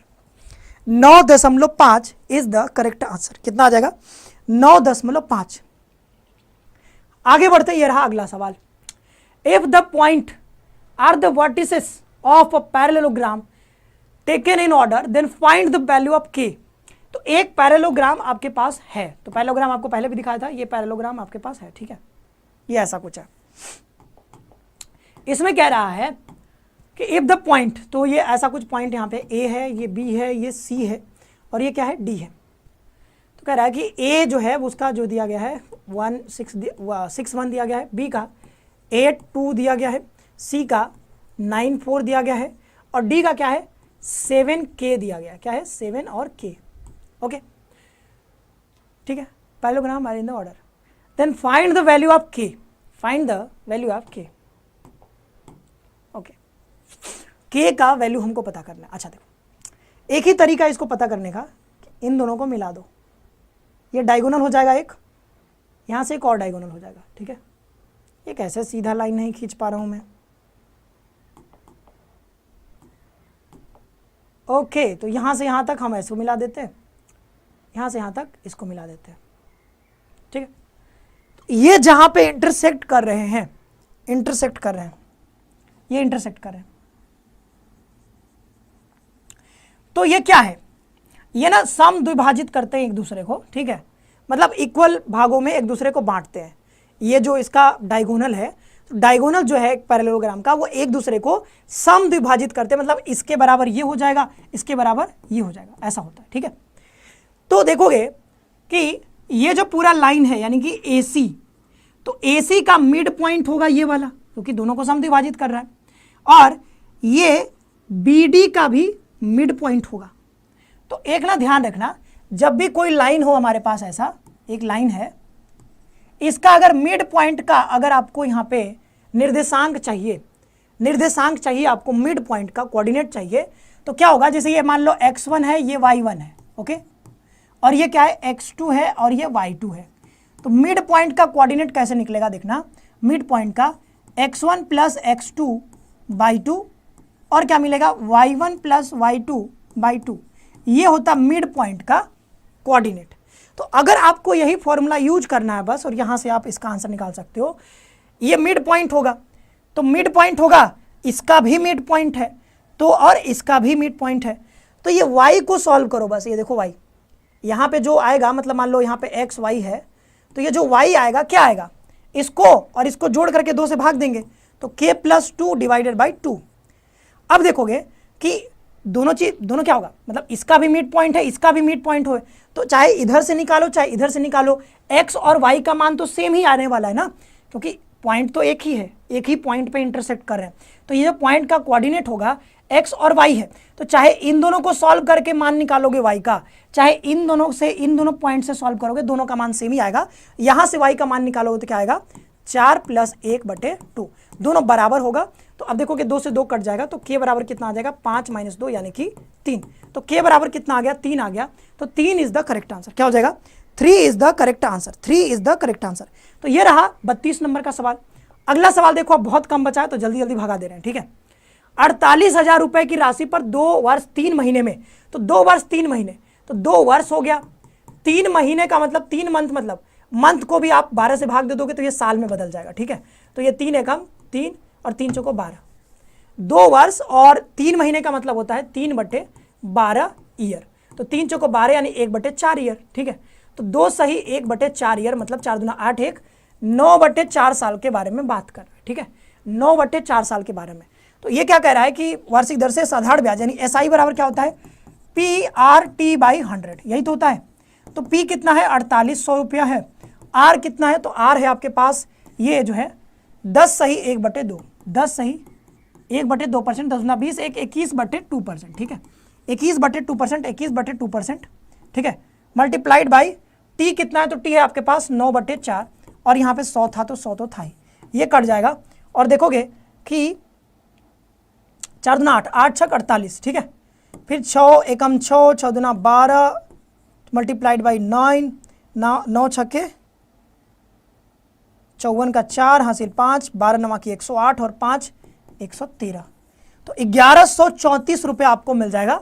बहुत आसान सवाल था, बस आपको इसमें ईयर और थोड़ा वो बदलना था क्योंकि मिक्स फ्रैक्शन में था।